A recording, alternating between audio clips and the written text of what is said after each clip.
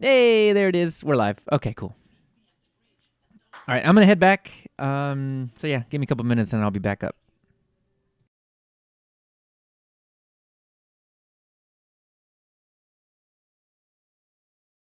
Well, don't be insanely quiet.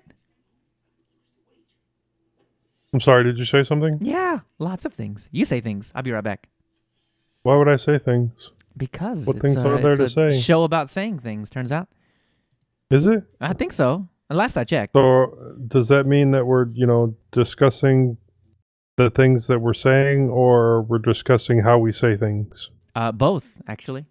So you think Oh, about how you're gonna okay. discuss that. I'm gonna head back and get everything set up.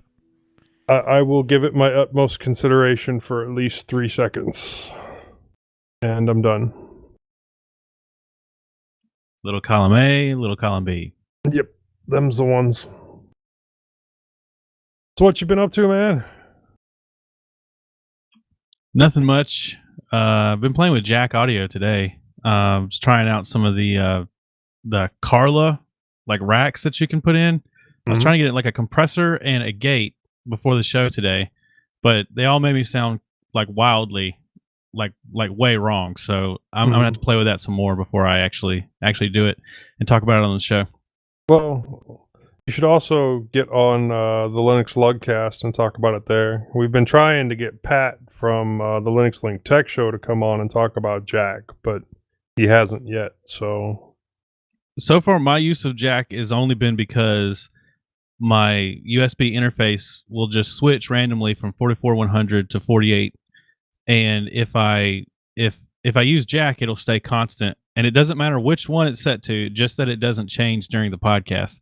And so that's literally all Jack is doing, is just making that stay. I'm not using any of the other features of Jack, but I would like to, you know.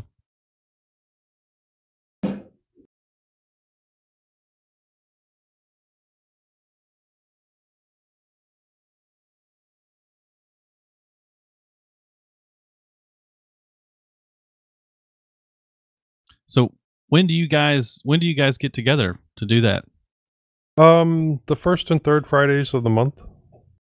Oh, I could probably make that happen. Yeah, well, it's open. If you want to join, join. This new We have pod. we have topics that we generally have set up, but it's kind of 50-50 on whether or not we actually get to those topics, because we'll just start talking tech in general. Yeah, yeah. I usually write down show notes, but talk about something else. Those are the best episodes. Hello. Hey, Hey, Moss. Moss is back. We missed you. I do not hear. You don't hear us? I see people talking. I do not hear them. Awesome. It's beginning to sound scary over Moss's way. Great. I am not muted. We could tell him he's live, but we don't have any way to let him know if he can't hear us.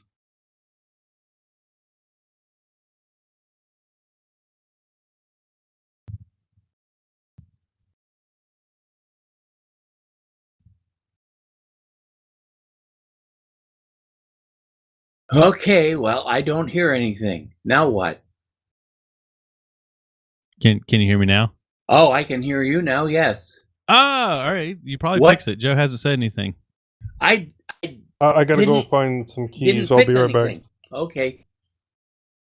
I'm looking around in my audio settings and just basically turning things off, and because there wasn't anything to fix, and now all of a sudden I can hear you. Okay. Okay, I have everything up again. My mute key works because you're going to hear me cut off in the middle. Hear me talking when I turn it back on. Yep, it worked. Yeah. All right, do we have a live stream? Yes, the live stream is going. Do we have a mumble recording?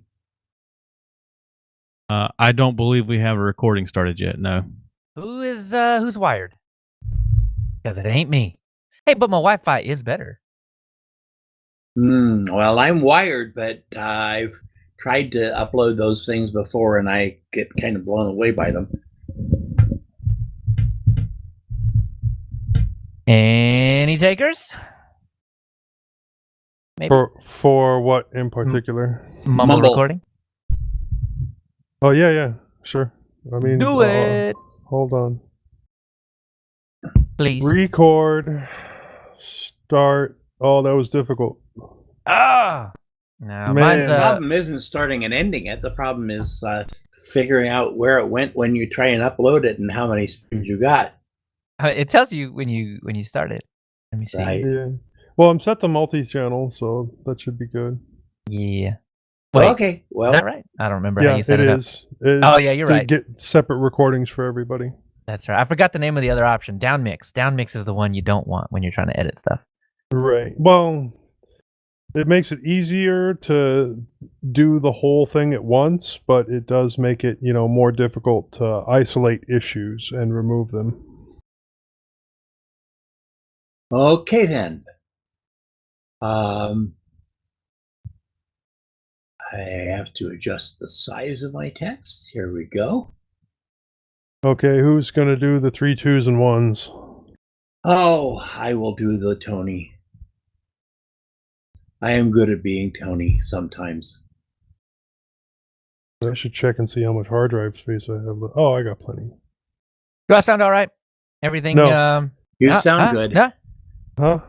I've been sitting back in my chair too much. That might make things echo a bit. If I move in, that should sound a little bit better right now. Yeah. Actually, you sounded a little bit better about half that distance. Okay, well, this is about there. As long as I don't lean back in my chair like this. Moss, Yes. I'm just in a mood today. I'm sorry I was giving you a hard time. Okay, I was taking it as good information, which if it isn't, then I won't take it as that. But no, actually, well, if I'm giving you, the Russian judge's ruling here, about 3/4 of the distance from where you originally were to where you ended up when you were telling us about it had the best mixture of not overblown and without echo. How about right now? Yeah, actually. Talkity. Yeah, sounds pretty good. Okie dokie. Are we ready to do this thing? Maybe. We're 3 minutes early. Let's Yeah, let's banter for a while. Actually, we can go ahead and get the count started. If you Which is really about 15 minutes early. want. Hey, that's true. Well, let's go ahead and get the silence started. 3, 2, 1, record when I say that. Okay, everyone Ready ready? on you. Okay, 3, 2, 1, record.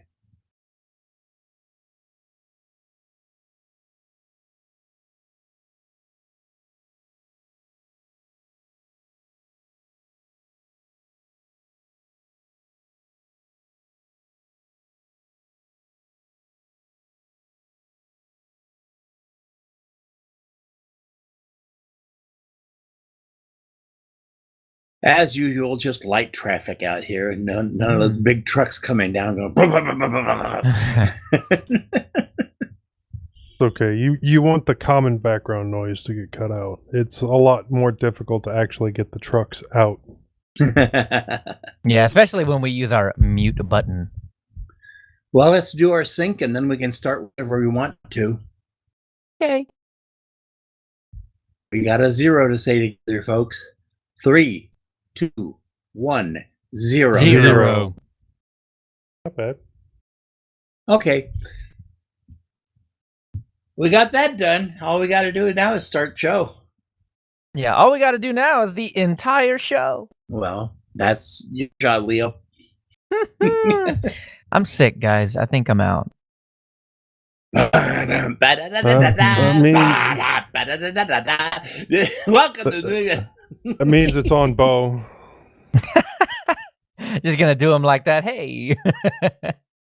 Hey, you already threw me under the bus for the innards. You're not getting me for the show. I can do it, and if you really, really want me to. I'm just not I as think smooth Leo as was some other yanking people. chains about being sick, Joe.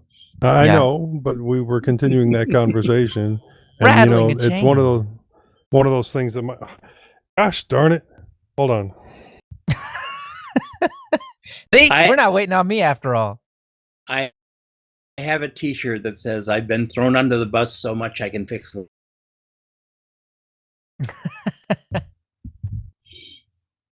Shows a really nice VW bus, the old V-face ones.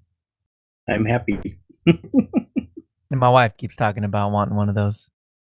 Well, if you get one of those, 66 and a half and 67 are the only models to get. Why's that? Well, before 66 and a half, they were all 6-volt systems, so have fun getting jump. After 67, with the 68 model, they put a Porsche engine in them that did not match well with the transmission, and they got rid of the V-face. They just had the flat face. Windshields are a lot cheaper to replace than split windscreens on the 67s. Right. And early. Well, was I saying something? I don't know. Were you? Maybe. I don't know. Sure. Possibly.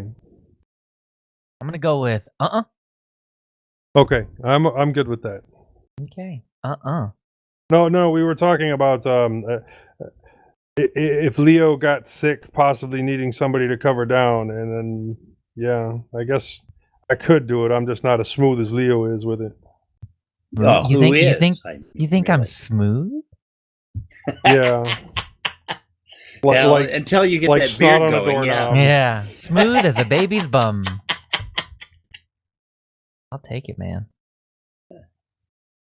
Oh, you know what I forgot to do? Totally forgot to put the link in for Facebook again. Link for Facebook? YouTube. In our intro. Well, yeah, we got what? I need the YouTube link. Oh, yeah, it doesn't go anywhere.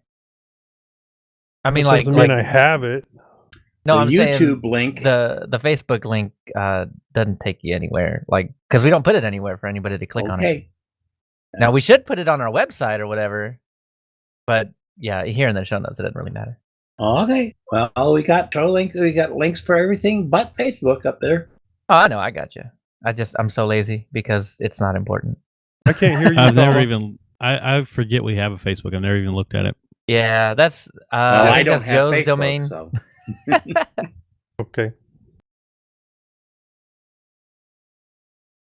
Hang on, I forgot to put the link in places, so I'm doing that real quick. I forgot. You got the music set? Yeah, it is ready. If that's what you mean. Yes, that is what I mean. Sure, would be nice if we could hear it. I know when Rob did it, we could. I know, but again, another one of those things, right? That it's user facing, so they get it, but we don't get it because I'm special. All right, cool. So we good? Or is everybody ready? Or are we last minute explosions? Well, let's go for it. What the hell? Oh, okay. If we explode, we explode. This is true. All right, intro music incoming, even though you can't hear it.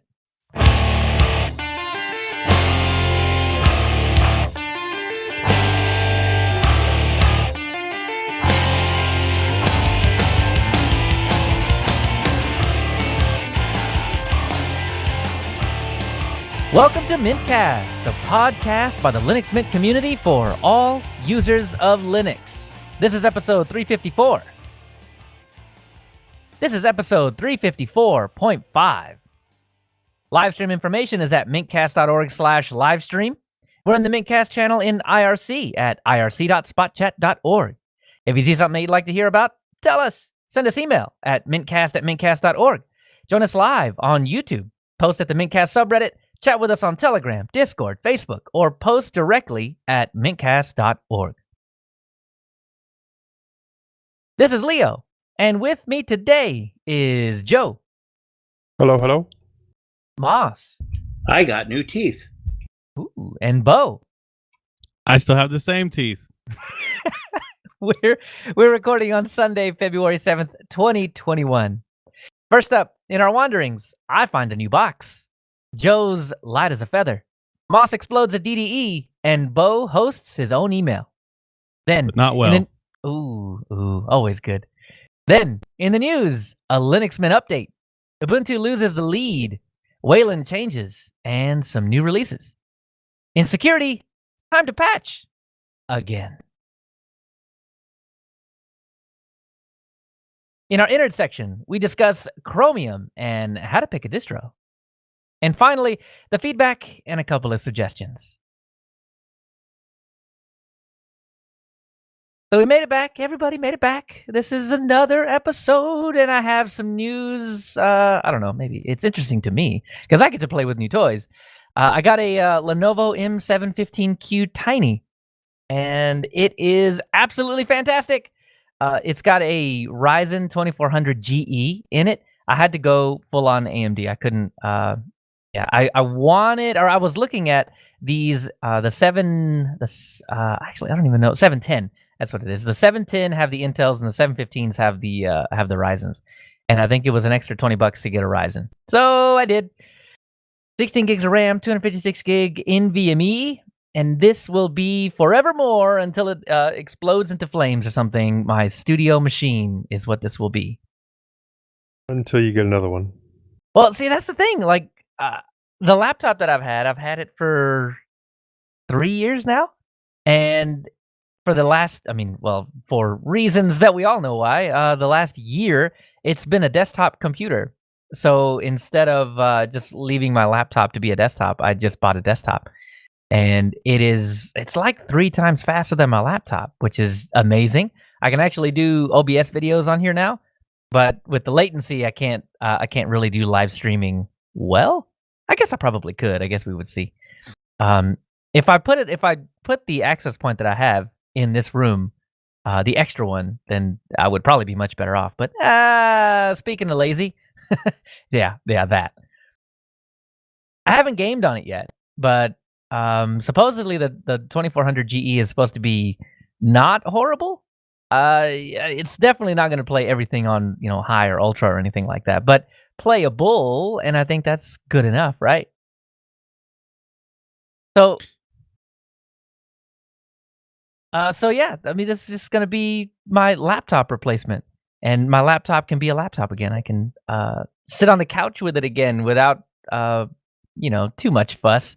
Because I forget all the time. I'll leave it back here, and then by the time I want to do a laptop thing, I'm like, no, I'm not going to walk all the way back there. Not that it's but like 12 steps, but still, I'm in the middle of something or something. Anyway, that's it for news for me. So Joe, what's up? Well, I hadn't worked on headphones in a while, so I decided to buy some and give it a try. 2 of my LG HPS 770s, the MMCX cables on them had gotten like hard and cracked, and some of them weren't working. So I did full replacements again. I am really impressed with how long they lasted. Before, when I was repairing them, I know you guys heard about it almost constantly. I was having to, fix a side every couple of months, and these lasted 8 months, almost 12 months, I think.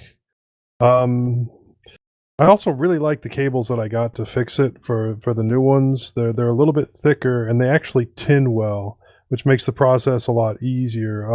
Also, I did another set of the anchors with the cables I built myself, and they came out well. I have one more set to do on those.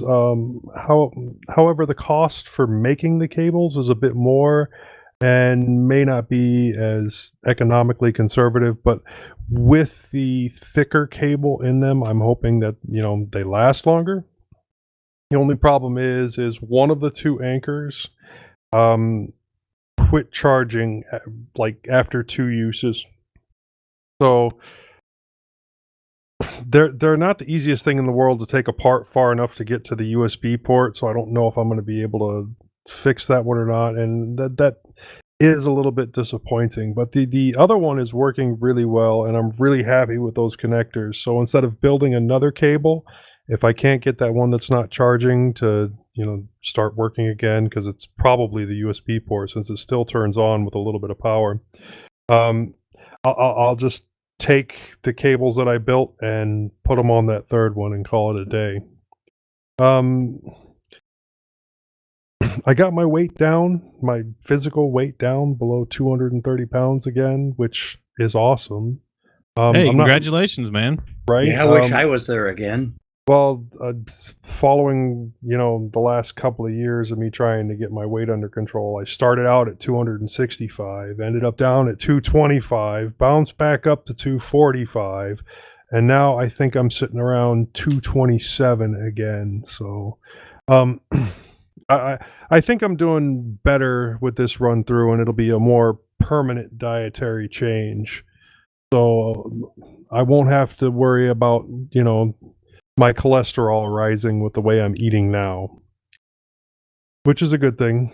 I'm also not losing weight as quickly as I was before, but I'm also not, cutting back as hard as I was before, because I did lose like 15-ish pounds in about 2 weeks, which not overly healthy. And I've been doing a lot of my own cooking, so I made my own protein bars, and they are delicious. I did make one mistake, though, and didn't spray the wax paper with a nonstick, so they're a little bit difficult to eat trying to get them off the paper. And the ingredients were not cheap, so I don't know if I'll be making it again, but really tasty. So what are they made out of? What kind of protein bars beef. are they? It's just beef. That's all it is. Just a Yes, strip of beef. it's a protein bar that is pure beef. Yes, no, it's called jerky, man. It's actually a recipe from Greg Doucette for his Score protein bars, and it's made from protein powder, Fiber Yum, which is liquid fiber sweetener, and a couple other ingredients, including Score bits, and I believe it was some peanut butter powder. But I'd have to look at the recipe again. So what's a score bit? You don't know what Score? SKOR. Score bits. It's toffee. Okay. Oh, okay. That's basically cool. Toffee and a little bit of chocolate. So how often are you going to the gym? Are you counting calories? How does this work? Going to the gym. I don't go to the gym. I go to my garage where all my weights are, and I hit my bike.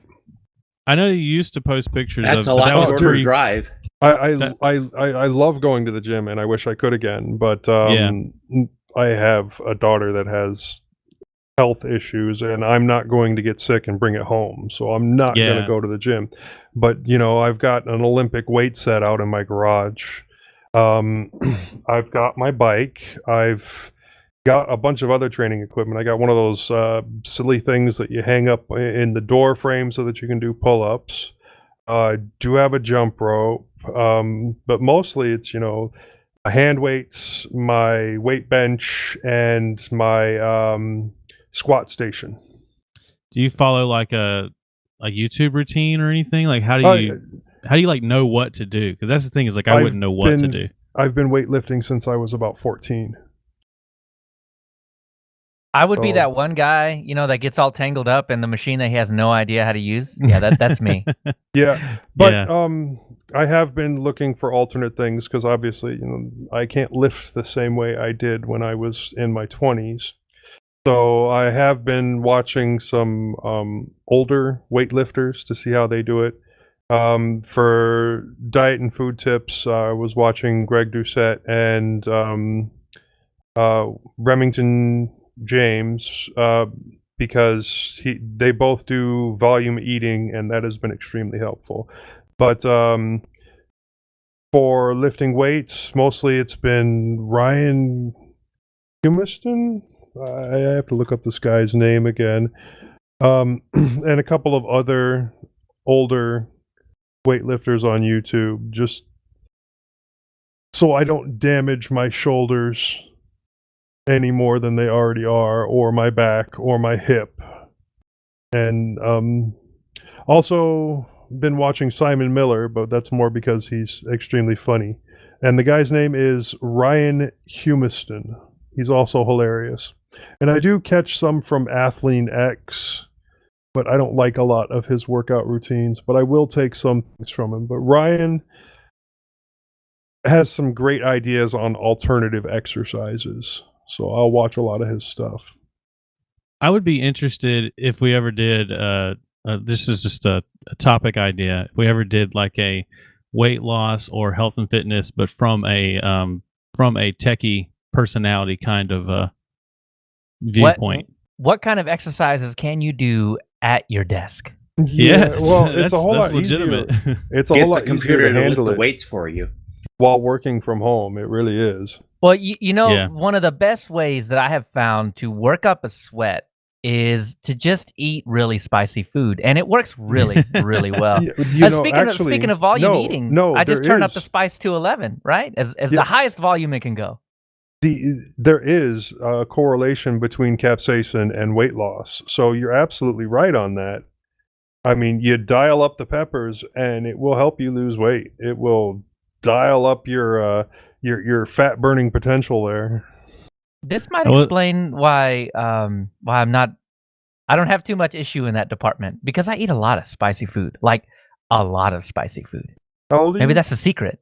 34 or 5, something like that. Yeah, 34 or 5. It's the Oh, lard okay. and the beans that get you, Leo. It's the what? Eventually it catches up to you. Yeah, I It's don't the use a lot. lard I, and the beans. Well, I use a lot one- of bacon. A one lot of day bacon in my you- beans. Well, that's One bad. Yeah. day you're hitting the food truck every other day, getting double fistfuls of burritos, and the next day you're muffin topping. Man, I am the food truck. No, but I talked to you guys. What was it yesterday when I made that skillet burrito from Remington James? Oh yeah, so I had no clue what you were talking about until you showed us the video picture thing, and I was like, oh, like a whole skillet full of things that would go in a burrito. And it was delicious. And Yeah. my kids stole it. Well, see, and you got if you devoured go it. with the Taco Bell trifecta, then of course it's going to be delicious. What is it? It's beef and beans and sauce, right? Like Yeah. whether that sauce is cheese or whatever, just the Taco Bell trifecta, and you can't go wrong. And the taco seasoning.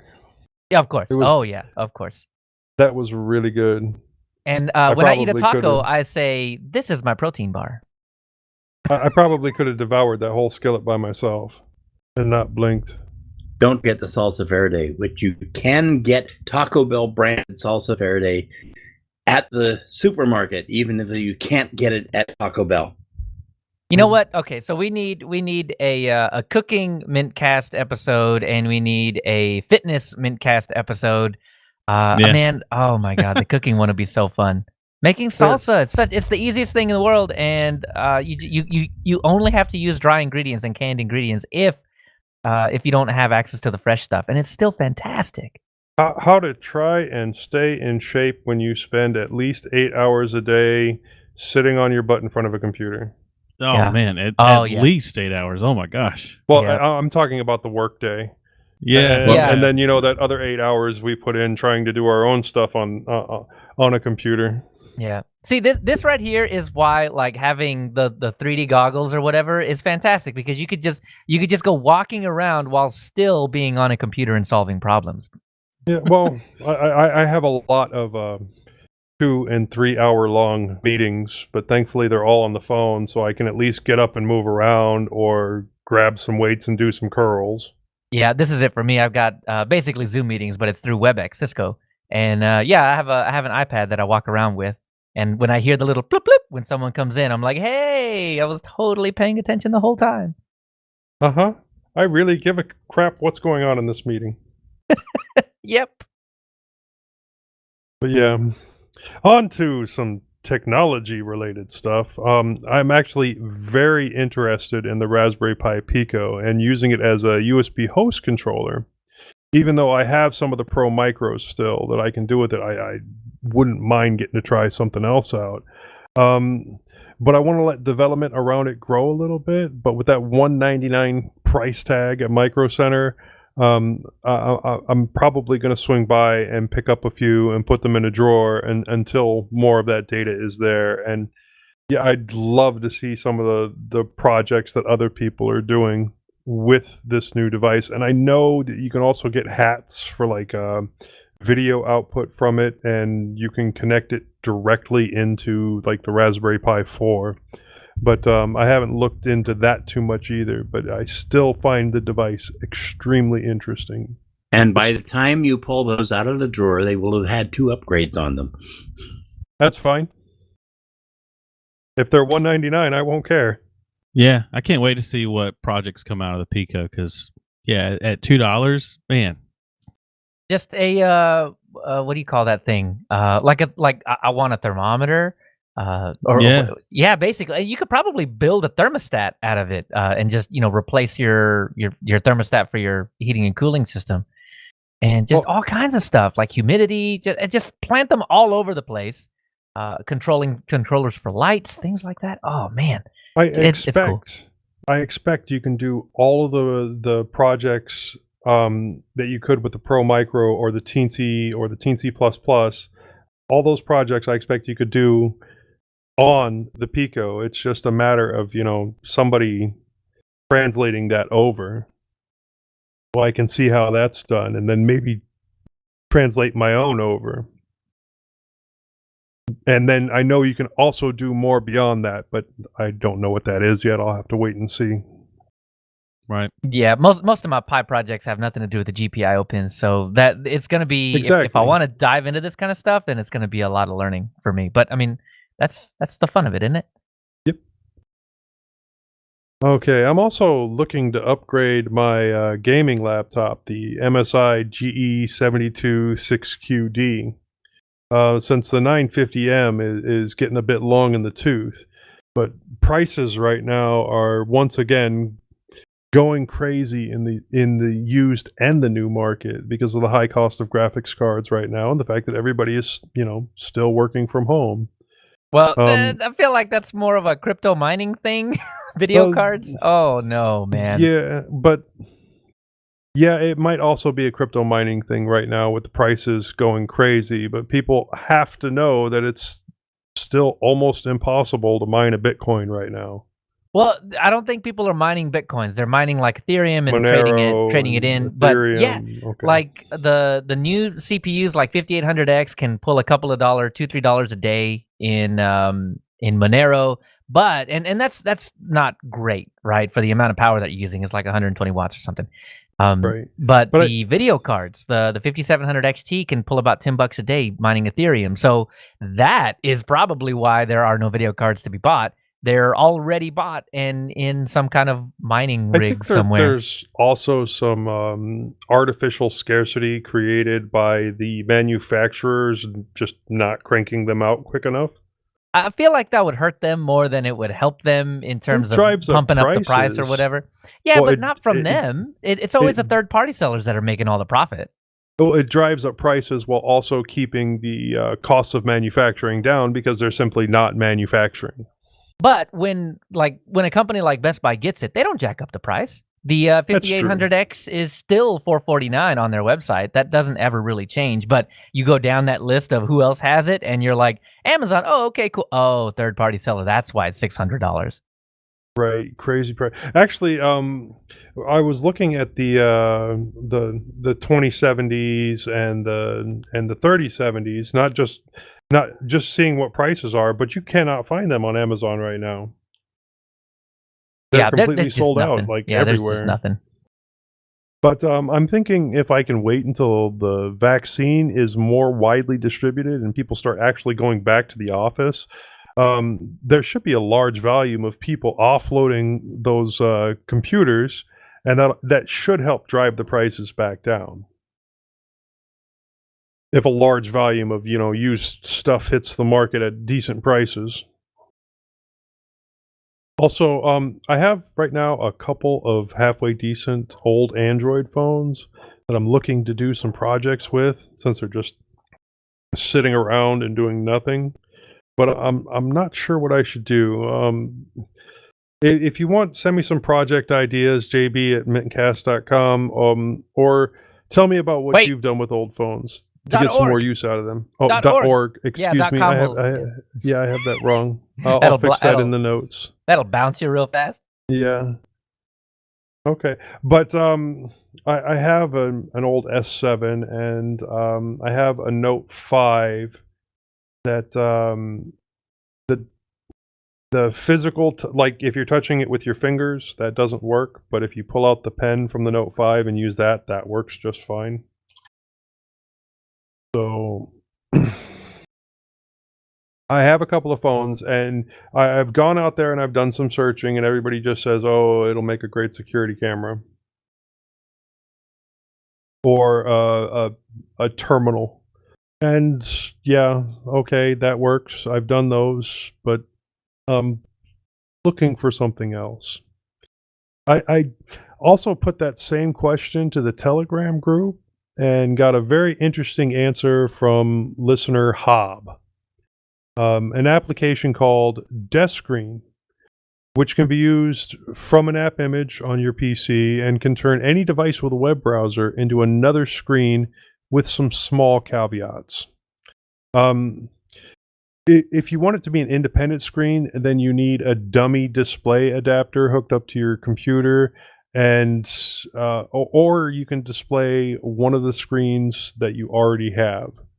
You can't do any control through the device itself. It all goes through the computer, which does make sense from an extra screen perspective, but it means that it's not a remote control for your computer. The adapters aren't expensive though, which is good. And then you just set it up like a normal screen and connect through the application. This is awesome if you have a couple of older yet still decent tablets sitting around. A lot of older iPads have really good screens, but a lot of difficulty adding new applications. And it would be perfect for something like this, since it's just going through a web page to get that access. You blow it up to full screen, and you have an extra screen right there. So speaking of those adapters, I need one, but I don't think it's what we're talking about. I need an HDMI dummy adapter so that I can plug it into my NAS, so that I don't have to have a monitor with an HDMI hookup plugged in. Like, the monitor doesn't have to be plugged in or anything at all, other than HDMI from the monitor to the NAS, and then the NAS will boot. But if there is no HDMI, the NAS will not boot by itself, and it just hangs there. And I'm like, please. Well, I have to assume that there are multiple reasons for something like this, considering how many of them are available for sale on Amazon and the low cost of them. So I have to assume that there's many reasons you might need one.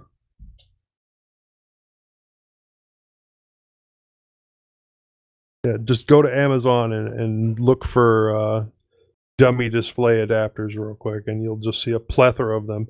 Yeah, HDMI. There's a 3-pack for $15, so that's not too bad. VGA, one for $8. DisplayPort, DVI. That's wild. I've never considered that. I never knew such a thing might exist. That's wild. USB-C. Well, when I realized the reason my NAS was not booting. Okay, so here's the story about this, right? So every time I boot up my NAS without anything plugged in except for Ethernet, like it wouldn't boot up. But here's the thing, like, it wasn't immediately obvious to me that when I hooked up a mouse and a keyboard and a monitor to it and it booted up just fine, I'm just sitting there scratching my head like, why? Why did it not boot before, but it boots now? And then so, I'm playing around. I'm like, well, maybe it's the whole keyboard trick, right? I'll reboot it, unplug the USB, and it booted just fine. Like, there was no keyboard issue or anything like that. And then so, of course, I unplugged the monitor and reboot it, and it's like, nah, I'm not going to boot. So it's like Schrodinger's NAS. If you look at it with a monitor, it'll boot up just fine. But if you don't look at it with a monitor, you never know why it's broken, because it doesn't tell you, because you don't have a monitor hooked up to it. When you hook up a monitor to it, it doesn't tell you anything because the screen is black. So yeah, that was a fun issue. And then I just, all I could do was deduce it down to, well, when a monitor is plugged in, it works. When it's not plugged in, it doesn't work. I need a dummy thing. I need something to emulate a monitor here. And yeah, that's what it is. I just haven't broke down and bought one yet. That's pretty wild, man. Moss, what have you been up to? Well, I got the Fuzzy 400 back online with an old AMD Radeon HD 6770 video card on loan from Dale Miracle. Thanks, Dale. Hope my mic sounds good. My throat right now isn't, but maybe I'll get that out by talking. I still need to get the mic boom installed, which will only take a drill bit of the correct size to accomplish, but I haven't really done anything to fix that issue. The boot up report that the rear fan was not working was solved when I found a piece of styrofoam wedged in the fan blades. So thank you once again to Fuzzy for the machine.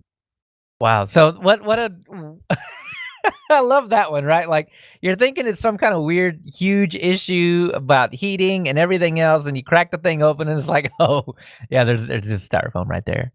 Yeah, and it was forcing me to press F1 to continue every time I booted, and that's gone away, so. That's pretty cool.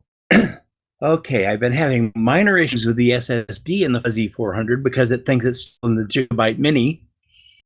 I may have to reinstall Mint altogether to get everything really back together, but my current workarounds are good. Sabayon owned Grub, and I could not update it or add Grub Customizer to Sabayon because Sabayon repos are permanently offline.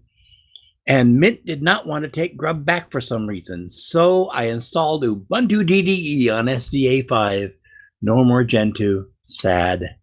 The other distros were not affected. I installed a new version of X Lite on the Kudu to replace Lubuntu that I reviewed last month. I'm having strange Wi-Fi issues, but this is the farthest I've gotten with a distro written by Arne Exton.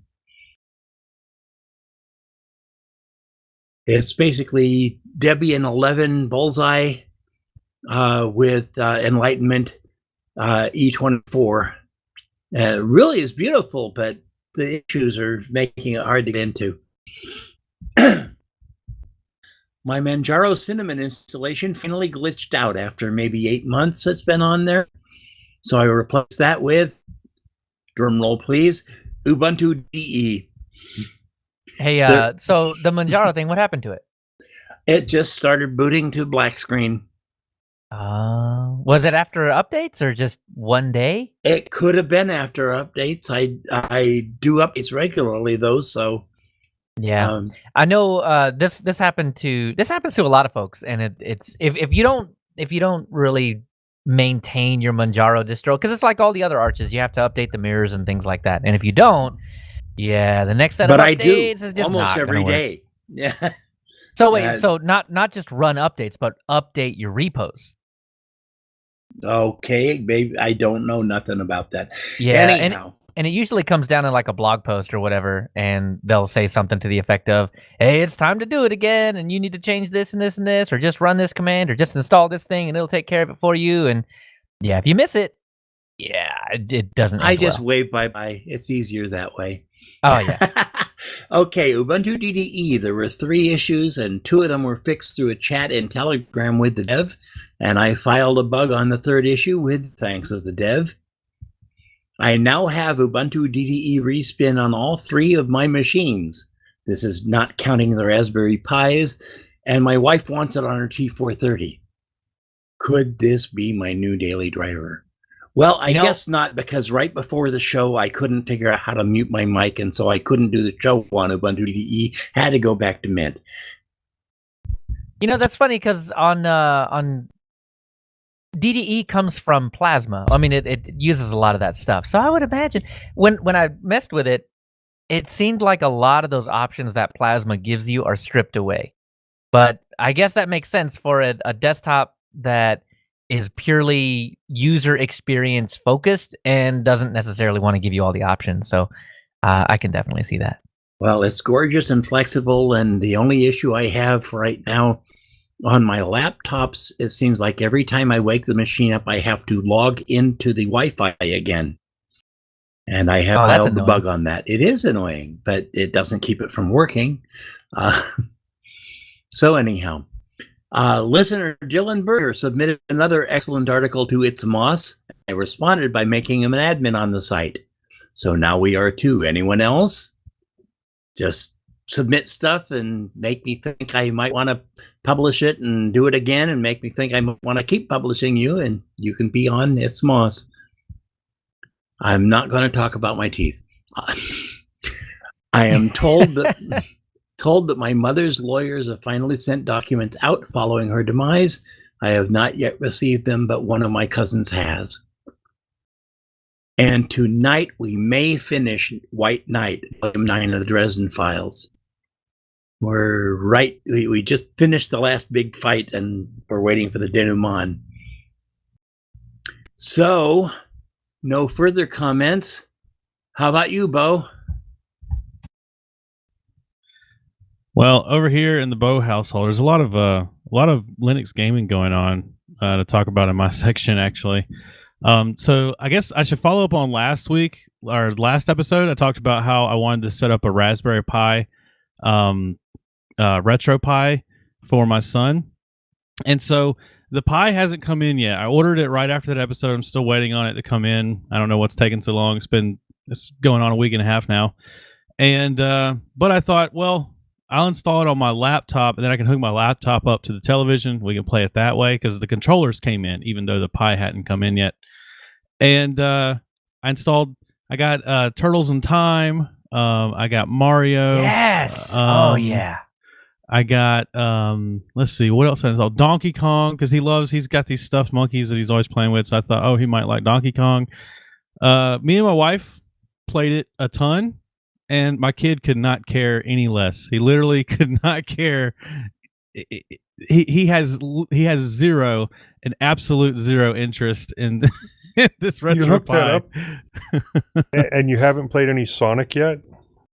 No, I'm not a big Sonic guy, to be honest with you. So I probably will just to test it out, just test out the ROM. But I myself am not a big Sonic. Never been a big Sonic person.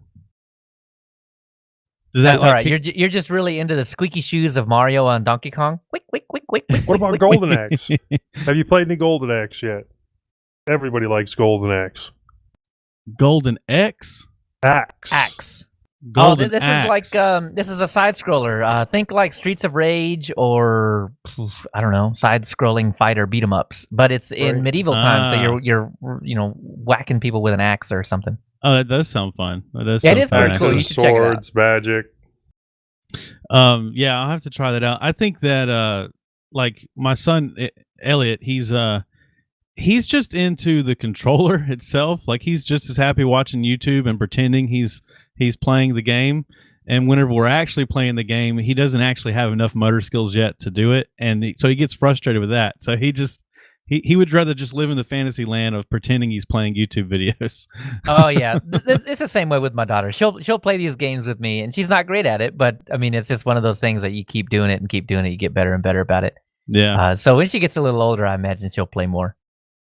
The thing about a weird thing is I've PC'd game for years now, and I haven't had a game console in the house as long as he's been alive, and because of COVID, he really ain't been over to too many kids' houses. So I don't know how he knew, but immediately when he saw the controllers, like his face lit up. He knew exactly what that was. I mean, he didn't know like, oh, that's a PlayStation controller or that's a Super Nintendo controller, but he just knew, oh, that's the game device where you play games on the TV. And I don't know how the heck he knew that right away. I mean, I'm guessing maybe at daycare or at, maybe my cousin's my nephew's house or something. I have no idea where he's seen a game being played on a television, but as soon as he saw it, he knew exactly what it was and was so excited. But yeah, he's not really interested in playing the game. He's more interested in just playing with the controllers. Yeah, give it some time. Let him watch you. He'll get interested. Yeah, well, so the big thing is Turtles in Time. I love Teenage Mutant Ninja Turtles, Turtles in Time. I remember me and my older stepbrother playing that like a ton when I was a kid, and me and my wife were playing it. And he started saying he-ah, he started making the noise from the game, but he wouldn't actually play it with us. And so this weekend I've been watching the Teenage Mutant Ninja Turtles cartoons Oh, So yes. now he's like super into it. So I'm gonna break it out again now that he's been introduced to who the turtles are, and see if he'll give it another try. Yeah, my ask- daughter's like this too. When I showed her Teenage Mutant Ninja Turtles, she wasn't too terribly interested. But then I showed her one of the newer ones, the ones that are in 3D. I don't know, whatever one of those. I have to But- ask, which version of the Ninja Turtles did you show your kid? We have watched every one of them this weekend, but the one he likes the most is the one that I think you're talking about, Leo, where it's like Yep. CGI. It's Yes. a Nickelodeon one. It is, and Michelangelo is hilarious in it. But so my daughter refers to them not by their names, but by the turtles that you grew up with and the turtles that I grew up with. That's how she differentiates the two. But there are actually two more that I didn't know about. There's one that's currently running that looks really fun. I haven't watched any of it, but it looks good. It kind of seems like it has the spirit of the 3D looking one. And then there was the one in between, which is like it's a darker April show. O'Neil was started out as a kid. Yeah, the 3D one is that way, I think. Okay. Yeah, and then yeah. there was one in between the first one and the one we've been talking about, the 3D one. Oh, that was a lot TMNT. darker. Yeah. So yeah, I haven't watched either of the other two. But TMNT man. actually has a really good movie, where they like have all the different versions of all of the Teenage Mutant Ninja Turtles that there's been on TV, and even some from the comic books, and like slam them all together. Yeah, there was an episode where they go back through Dimension X and they meet their other selves in the 3D version. They go back and they see the comics, and then they interact with the original comic. And yeah, the whole thing is like, oh god, those guys are serious. What's this? Let's leave. Into the Spider-Verse style. Yeah, So, yeah. Except before Into the Spider-Verse came out. So he's way into that, but we'll see if I can get him to, maybe that'll be the bridge to get him into the games. I'm sure as he gets older he'll want to play the games anyway, but so this weekend there is a Steam Game Festival going on Steam. So if you launch Steam, and you always get those annoying ads that pop up. Well, I just happened to notice that this one was it's like a weekend plus some days. I think it ends like on Tuesday night or Wednesday. And it is all demos of either about to be released games or like indie studios are working on games. And there's like a ton of free demos that you can play. And because it's all on Steam, we can try them all out on Linux via Steam Play or Proton. So I've tried a few out, and I'm going to try as many as I can before the end of the weekend. And so far, every single one has worked with very little caveat. So I tried Frozen Flame, which was it's kind of a hack and slash, but it's it has magic, and it's kind of a World of Warcraft style setting. But it's a hack and slash game. It's not it's not tab target the way WoW is. I played it. It was on Unreal Engine. I think just about all of these games are Unreal Engine because they must have a very open license for indie developers.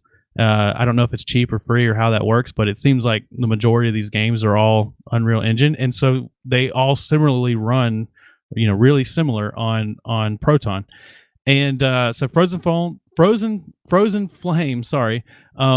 It ran flawlessly once the game loaded, but the opening sequence, like the opening cutscene, wouldn't play at first. I've fixed the problem, but I'll go through some of these games and I'll go back and tell you how I fixed the problem because they all had a similar problem. I really fell in love with a game called Graven. Joe, I think you might like Graven. It seems like something, when I've heard you talk about games, it seems like something you might like. But it is a 90s first-person shooter influenced modern game. So the game has like modern lighting, modern particle effects. You can tell that it's not just a game built on like a really old engine. It's a very modern, very new game, but built in such a way that it looks like it's a 90s shooter. And so it has lots of pixelated fonts. And then things are just have that aesthetic of like a 90s shooter game, even though it has a very modern engine. And like it's almost Metal Gear Solid style. Oh yeah, that's a good comparison. So the Metal Gear Solid, the way the the way the skins and all of the textures look in that game is kind of the same style of the textures in this game, even though the effects, the lighting effects especially, and the sound effects are going to be way more modern than what was in Metal Gear Solid, but the aesthetic of it is very similar. That's a good comparison, actually. But as far as the setting of the game, it's like a Diablo. It's as if Diablo 2 or Diablo 3 were a first person shooter. That's you're like carrying a staff and casting spells. You have a spell book that you open up and cast things from it. It's a really cool just like setting of a game. Like it's really cool to play. And it had the same problem Frozen Flame did. The game itself played great, but whenever I would launch the game using Proton without any changes, just I have just Linux Mint installed, Steam installed, Proton enabled, and launched the game. Everything would play normally, but you wouldn't be able to get the cutscenes anywhere in the game. It would just show up like this, almost like whenever your TV went out when you were a kid and you had all the little blocks that were different colors, it would show that instead of showing the cutscene. So I Googled this a little bit, and I found, we talked about this a couple episodes ago, the Glorious Egg Roll custom Proton. I installed that and tried it with, according to Google, that would solve the problem. So I installed that, and sure enough, that fixed the problem. Now I can run both those games, and I get all the cutscenes. Everything works just as it would on Windows. As far as I know, there's no performance difference. Everything seems to work, perfectly. Now, I pulled up a video for Graven from YouTube, and it looks really good, and it looks a lot like Victor Vran, which is also on Steam, and definitely something you should try out. Yeah, you had suggested that to me before, and that's one of the reasons I thought you might like Graven, because I too thought they looked similar. I also downloaded Trail of Ayash. It's a Native American focused open world game. I didn't play much of it. I just basically launched it enough to see if the game itself would work under Linux, and it did. It worked really well. I didn't have to make any changes to it. I believe it also is an Unreal Engine game. And then the thing I see the most commented on about this whole Steam Game Festival event this weekend, the most popular game is this Little Nightmares 2, which I'm not familiar with Little Nightmares 1, but I installed Little Nightmares 2 and played it, and it is a very moody, very thematic, and it's a beautiful game, but it has a really dark, it's a side scroller, but it's a 3D side scroller. And it's just a really dark, and maybe your character is the only light on the screen, and it plays with that whole aesthetic a lot. It's a beautiful game.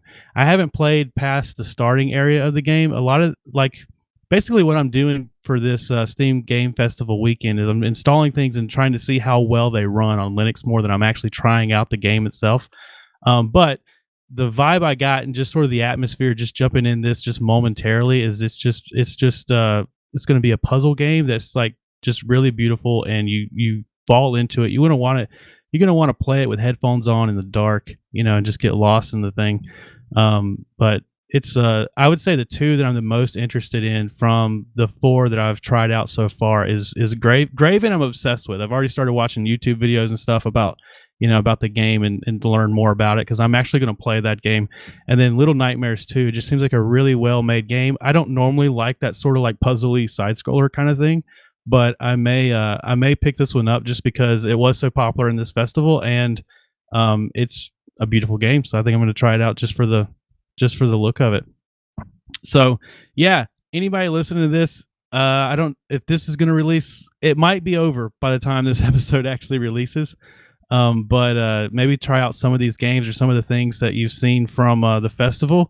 And I think this kind of proves a point a little bit that anything that is Unreal Engine based and available on Steam, I think has a very high likelihood that it's going to run nearly flawlessly on Proton, especially if you were to get the Glorious Egg Roll Proton. So And you know what? I should add a link to his Proton again in here too, because it has instructions on how to install it and everything. So I'll go find that GitLab and put it in the show notes. Yeah, And that's really good news, man. Just the fact that they run very well. Looking at the artwork from Nightmares 2, it seems like Ratchet and Crank and Coraline had a baby. Yeah, I think Coraline is the one that I've seen referenced in some of the comparisons. But yeah, it does look pretty good. I like the art. Yeah, it's really beautiful. I like the cover of the game with the silhouettes of the two characters. So this sort of thing is Josh and I are working on another project. We've been discussing doing another podcast where we sort of focus on the ever-changing environment of gaming on Linux, what's happening in Lutris, what's happening in Steam Proton Project, the Wine Project, and so this would be the type of topics that we would talk about on that show. We've been discussing it behind the scenes. I was actually a little surprised when you mentioned egg roll, but you didn't mention whether or not you had tried Lutris to get the games running. Yeah, well, Lutris. Well, I think you can use egg roll with Lutris, can you not? Exactly. Yeah. Okay. Glorious Egg Roll is a guy. He's some dude that makes Proton. Yeah, he has a special version of Proton, and you can load it into your Steam, or you can load it into your Lutris as well. Matter of fact, if you follow his installation that I'll have linked in the show notes, it'll make it available in both places. Awesome. Yeah, for sure. So in preparation for this new podcast that I wish Josh were here to talk about it more, but we're looking at doing. He's doing back-breaking snow shoveling work. I know. He's just unavailable. He's been sending us pictures of like more snow than I've ever seen in my entire life.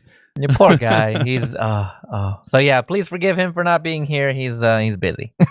I've never lived anywhere that had snow like that. That's absurd. Nope. Same here. Oh, if we get a quarter inch of anything that's slick, just shut everything down. Yeah, that's the way it is here. Like in South Carolina or Georgia, I live right on the South Carolina-Georgia line. It is like if you get any amount of snow whatsoever, everything shuts down. Everything closes down. That's the way it is here too. Up in Denver, there has to be 2 feet of snow already on the ground and a blizzard in process for them to shut the schools. Yeah. Here, every time that happens, except for this year, because we had good snow this year, but we didn't do it because of So every time that happens, we have to go and walk. Like we walk it. There's a store that is well, if you live in Texas or near Texas or around Texas, you know of a grocery chain called HEB, and we walk to anywhere that sells anything really. Like there's an Allsup's on the corner. We go get chimichangas, or we go to HEB and get I don't know, whatever we want. But you have to walk. You have to walk through the snow, and it's just fantastic. We got to take advantage of the snow because we only get it like once every couple of years. Yeah, so I think it goes two ways in the South. It's like you're either it's just a spectacle of it, like it never snows, and so everybody's like, let's just close down and play in the snow. Yeah. But then there's also the element of like we don't prepare for it. Like we don't have like salt or equipment. Like we don't have anything involved in going out and making sure this is clear. I remember one year, I don't remember how long ago this was, but it seems like it was maybe 10 years ago. The city of Atlanta, I don't know if they were just convinced that it was not really going to snow, and so they didn't do any preparation whatsoever, and people were like having to abandon their cars on the side of 85 and stuff. Wow. I mean, it was like nuts. Yeah. Because there was just zero preparation. I mean, we don't have that's not built into our regular infrastructure. Right. Exactly. Yeah, really. No, I remember living in places that, were cold. I lived in Iowa during the snowstorm of 1996, and I'm really glad I'm in the South these days. I love the South in the winter, and I prefer the North in the summer. It's too hot down here, man. It's too hot. I don't mind the heat, but then again, I guess it's just always been around it. But if you look up the snowstorm of 1996, it was between 10 inches and 22 inches in various places across Iowa. Oh, so there was one when I was a kid. We got about 18, 19 inches of snow. I remember jumping off my porch into a pillow of snow. That was the only time in my entire life that's ever happened, and it was so Y'all are fantastic. wimps. You're just wimps. I've lived in Denver for about 12 years, and I lived in Detroit for 4.5 years. Okay, Oh, man. I lived in Iowa, and I was born in Alaska. Wow. Well, yeah, Really? Alaska's cool, but how long did you live there? Not long enough to remember anything. Right. That Yeah. doesn't count. Also lived in Germany. Got nice This and must chilly be there. military family must be. Yeah. Yeah, I was born in Fort Worth, but I don't remember it. But for the same reason. Oh, it's right around the corner. Yeah. So anyway, yeah, so that's why Josh has been busy. But for this new podcast, we wanted to try out some new things for show notes and how we could share files with each other, and plus we were just looking for an excuse to try out Nextcloud. And so I actually set up a small DigitalOcean droplet with Nextcloud installed via Snap Image, and it installed no problem. The Snap install for Nextcloud was super easy. I'll have the link in the show notes. But the dilemma we ran into was how do we have an account availability where I can just send Josh to a URL and then he can just set up his account and get an email where he sets up his password. And without a mail server running on the DigitalOcean droplet, we didn't really have any way of doing this. And we kind of discussed, well, maybe we could just kind of do a sneaker net kind of thing where like I give him a password and then, or he could tell me what he wants it to be. But it just seemed like, there's got to be, like, this can't be that hard, right? Like we're both technical individuals. We should be able to do this. But I also had been warned for years, or however long I've been doing this podcast, probably episode 1, Leo brought up the fact that you should not set up a mail server. That just seems to be like a reoccurring thing. I feel like you have like posters in your bedroom with like cats hanging on wires, and it says never set up a mail server. Yeah, it's like, own. hang in there, postfix. Google only broke it for 24 hours. So I was always leery of doing it, and I Googled it a little bit, and I found a really simple setup via MailCow and Docker. So if I was more organized, I probably would have set up the Nextcloud in a Docker container and the MailCow in a Docker container, just to have it it just seems a little cleaner than having Nextcloud running in a Snap and then MailCow running in a Docker. But none of this was planned. I just did it as I went. The MailCow was super easy to set up via Docker Compose. So both installations were easy. Where I ran into a problem was that they were both trying to listen on the same ports on the server. So you couldn't run both at the same time. But once and that wasn't apparent right away. It took a little bit of troubleshooting to figure that out. But once I figured that out and I changed the ports, I can get both of them running at the same time.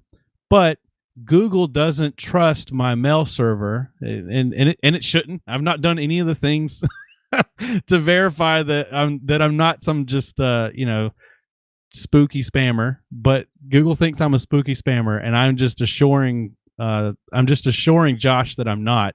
And so now it does work. He can go to the website, set up a password, it sends him an email, but obviously it goes to his spam or his junk folder, and he has to retrieve the email from there. And you know what? I'm not planning on using this for anything other than this. We may never use it again. I don't even know that I need it running now. So I don't think I'm going to change anything. I think I'm just going to leave it as is, or maybe even if nobody else ever needs an account on this Nextcloud, we may just turn the mail server off and just leave Nextcloud running. But yeah, it works. Nextcloud's great. It's really, really straightforward, really easy to use, easy to install. It has all sorts of plugins and applications that you can add to it to make it more useful. You could possibly eventually replace all your Gmail services through Nextcloud. Nextcloud is so awesome. I don't trust your spam bot either. You shouldn't. You should. I'm not saying they should.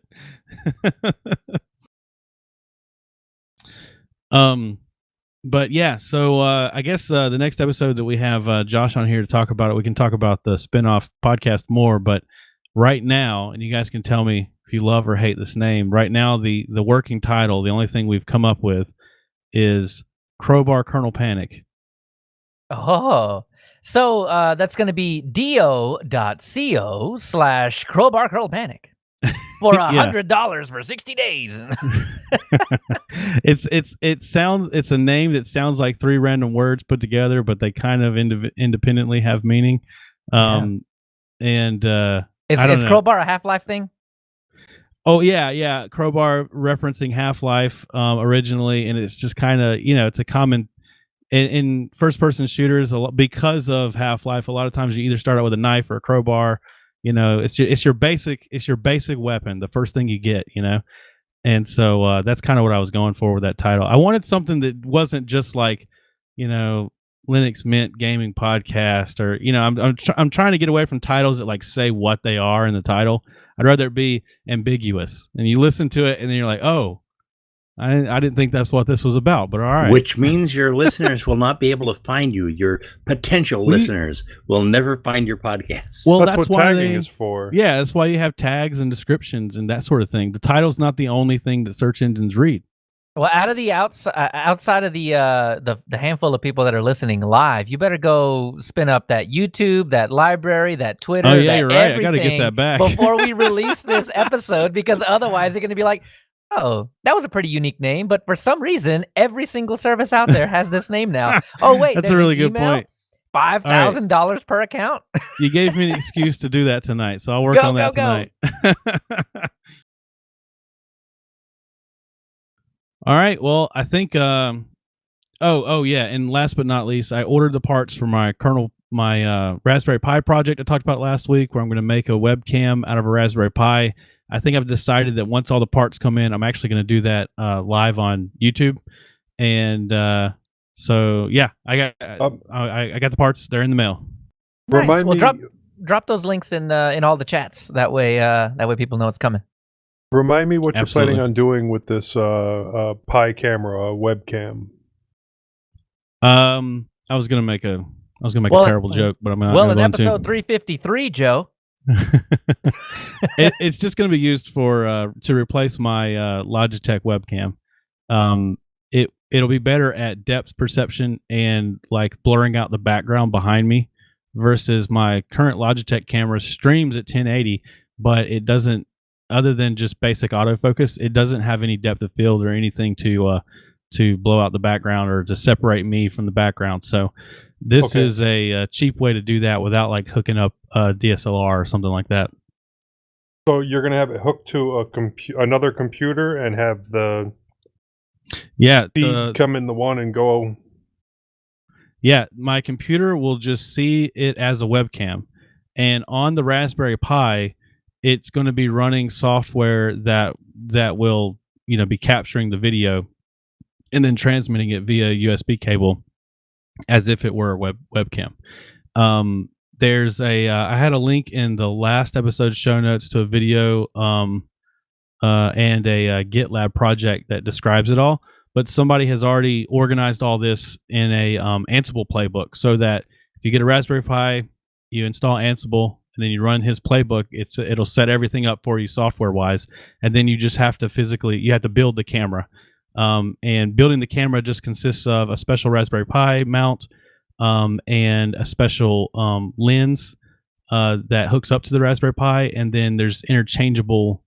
Well, you have to have a lens mount that hooks up to the Raspberry Pi, and then there's interchangeable lenses that you can order. Okay, does this require the 3, or can you do it with a 0, or do you need the 4?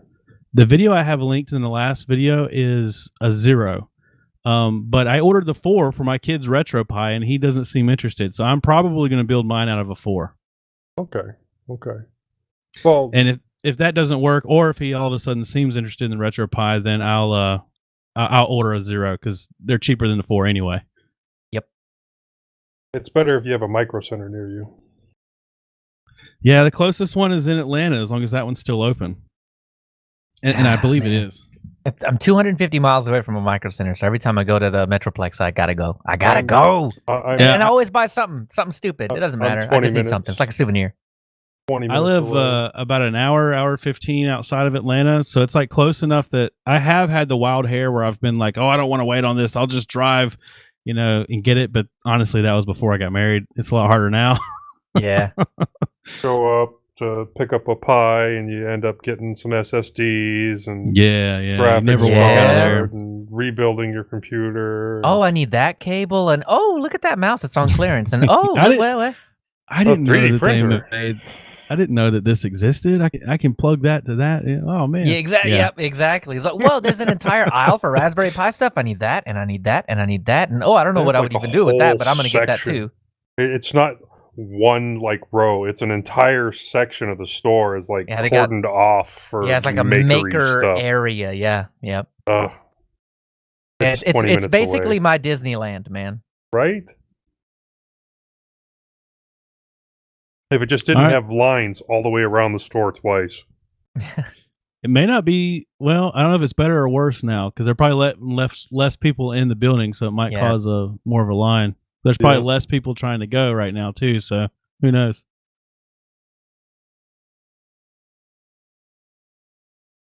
All right. Well, that sounds like it'll do it then.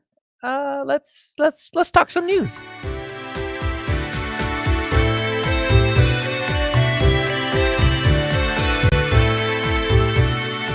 In the news, as always, after a month, Clem decides to post a post about a post so we can read what's going on this month. And, well, there's not really a whole lot going on this month. 20.1 got released last go around, and things seem mostly smooth.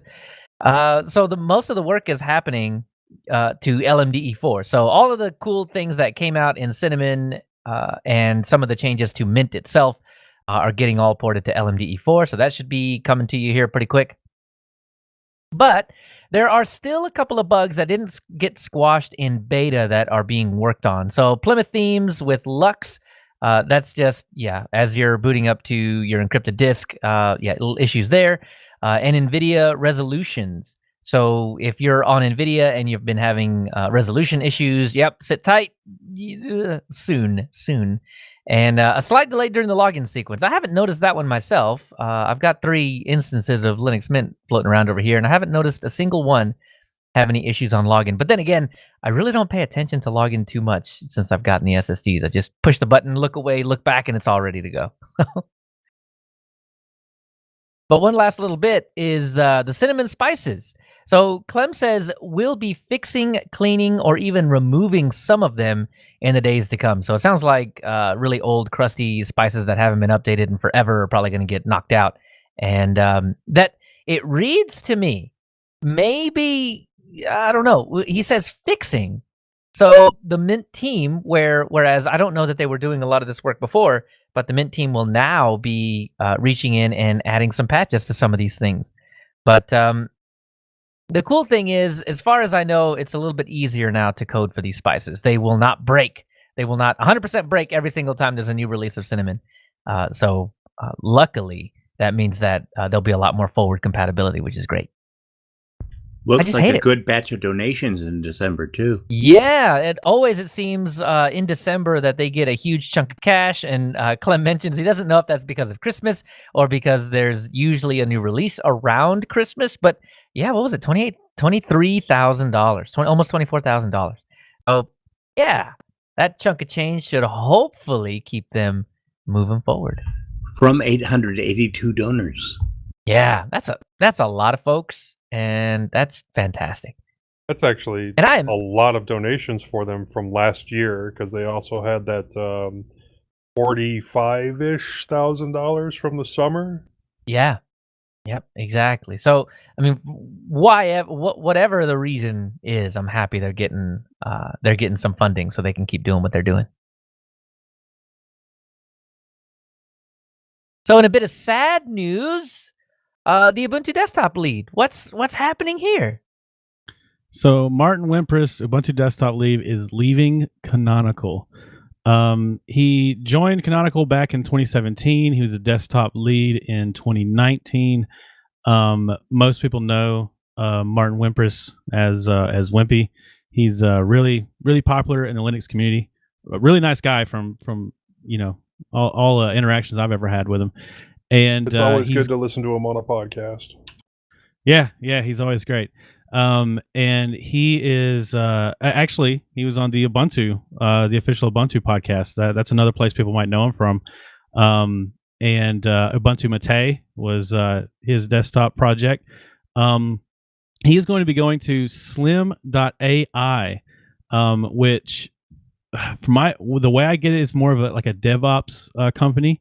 But he is still going to be leading the Ubuntu Mate. He's still going to be working on that project.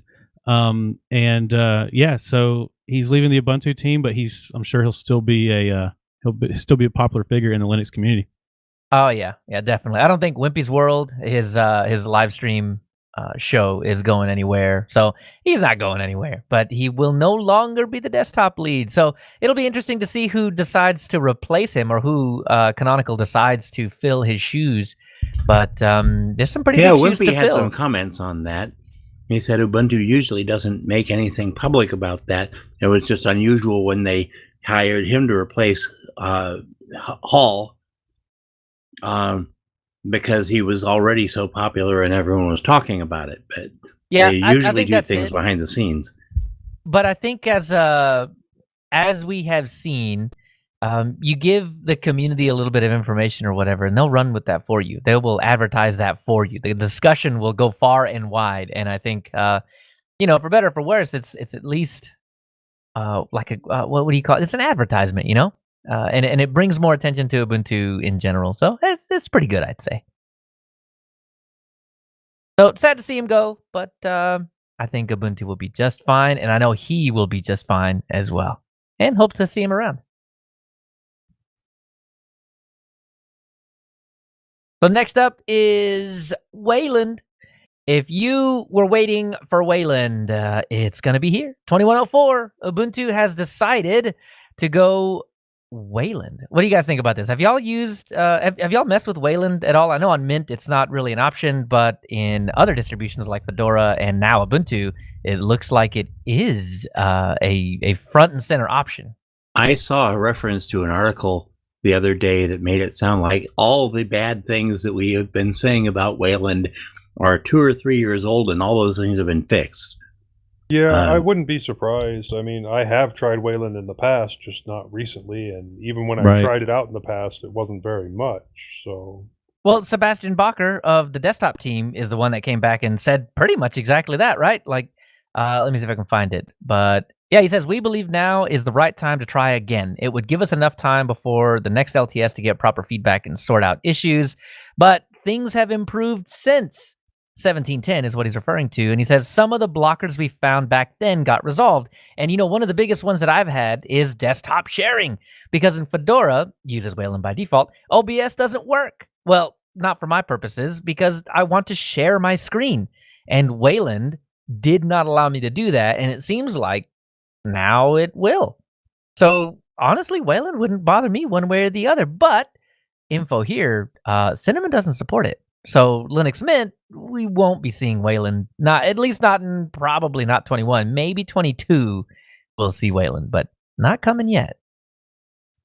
My thing about Wayland, and I could be completely wrong. It's been a long time since I've tried it seriously, but I've always felt like it could probably get there if it had the adoption it needed to do it. But no one will adopt it until it gets there. And so it's like in this catch-22. That's always been my impression of it. And so I think if it were to start coming, default on more distributions, then maybe then it would start getting more of that adoption. It would become a thing where, like, if your thing doesn't work on Wayland, then you have to convert to back to X. But if by default, if everything works and you just never know the difference, then people more and more would start developing their projects to work on Wayland as opposed to X. I think there been X is already dead. We've been waiting for Wayland to come all the way to life, but X is dead already. No, we need it. Like, I'm rooting for it. Well, haven't that's there already just been been my a impression. couple of distributions that come with I'm sure. Wayland by default? And Fedora I is the think most Fedora, notable. yeah, Fedora. Oh, well, And there you go. Yeah. you have to hit a checkbox or something in order to force X to run instead Yeah. of Wayland. Yeah, during your session, like before you log in, during that little desktop thing where you log in, you could just choose Xorg or you can choose Wayland. And by default, it's Wayland. And, both to your point, Ubuntu is the only company I think out there, or Canonical is the only company out there that can actually turn this train, this whole Yeah. Linux train of the thought process of, well, X is just X because X is X. And, yeah, everybody uses X because everybody uses X. But Ubuntu is the only distribution out there that when they make that decision, then everybody else will follow suit. They are the kingmaker in this. That's exactly what I was thinking without saying it that specifically, but yeah. Oh, I'll say it. I'll be wrong. I don't care. But Ubuntu is the kingmaker. If Ubuntu decides to go that way in most instances, I mean, snap, then that's the way that the rest of the community goes. It seems like. I mean, System D Right. was another one of those where Ubuntu was one of the earlier distributions to do it. Not obviously not the earliest, but once Ubuntu adopted it, then everybody else just fell into place. And I think Wayland's going to be exactly like that. I'm ready for it though. Like I think it's really needed. Like I'm ready to make the change.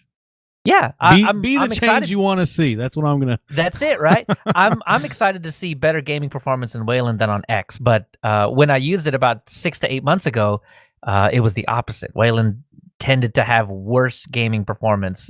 Same everything. I would just log out, log into the other session, play the same game, do the same thing, and I would just get worse frame rates in Wayland. So hopefully a lot of that has been buffed out as well. But now that I hear about this, I might just throw on a 2104 just to test it out and see how it's going. Yeah. Also, we have Endeavor OS. If you remember, we talked about Endeavor OS. That's the one that was like, it's sort of the successor to Integris, right? Yeah, you would bring the Arch articles in here. Yeah, I actually didn't put the article in here. I just yeah, I put the article there, but I'm happy to let Bo run with it. I was just putting my name by some things so you didn't have to read everything, Leo.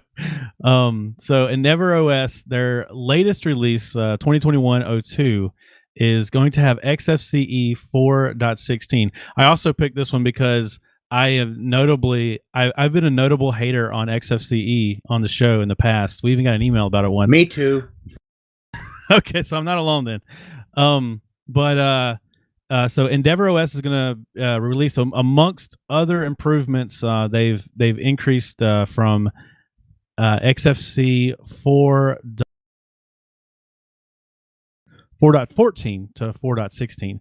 And I tried out Endeavor OS back whenever they first launched it, and I haven't touched it. And I haven't even thought about it until seeing this article. But this screenshot here looks really good, man. It actually looks pretty polished. I might be taking back my XFCE hate because this does not look bad. It has some other features that they have in this release also. I think i3 tiling window manager by default. That's pretty nice. They have new wallpapers, new themes. They've updated their terminal. It's the Reflector Bash completion. So they've just done a lot of updates. It looks like Endeavor OS is coming along fine. It looks really nice. Oh, I'm sorry. Yeah, seriously, okay, so I use Papyrus, whatever it is, those icons, and when XFCE dropped 4.16, they dropped a new set of icons too. Man, they are good. They are so good. I think I need them. I think they're definitely a competitor. I'm considering using them over the current set, so definitely.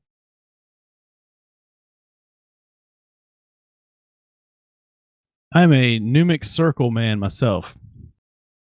Numix is one of the first icon sets that ever got me to start changing my icons, because before that it was just like, those, brown gnome ones, whatever, and it's fine. But yeah, and Numix Circle and Numix Square, and it was just like, ooh, choices. Yeah, I always install the Numix Circle. The Numix is default on Linux Mint, right? The Numix Square ones. No, it's Linux Mint has their own. I don't actually think Numix ships with Mint, does it? It may be just that it's because it's the first thing I install. I think Oh, that. maybe. Yeah, I'm maybe wrong. It's basically integrated for you. Well, either way, it's good. Check it out. Maybe go grab those icons and use them yourself. They're really good. Next up, Google removes the Great Suspender Chrome plugin as malware. So what's going on here?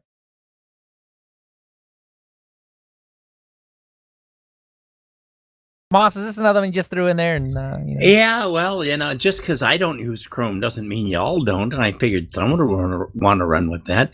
Apparently, there are a number of other, if I remember the article right, there are a number of other plugins that have come to recompile the same code without the malware, so you can get around it by getting a different plugin. But yeah, Google said this just wasn't working, so it looks like the old maintainer of the extension sold it to an unknown party in June of 2020. The users alleged that the unknown party quietly slipped in some trackers into version 7.1.8. And although 7.1.9 removed the tracker, many users were understandably suspicious of the extension. Okay, now yeah, I don't know much about the Great Suspender, but I assume it just suspends tabs so that they're not using RAM.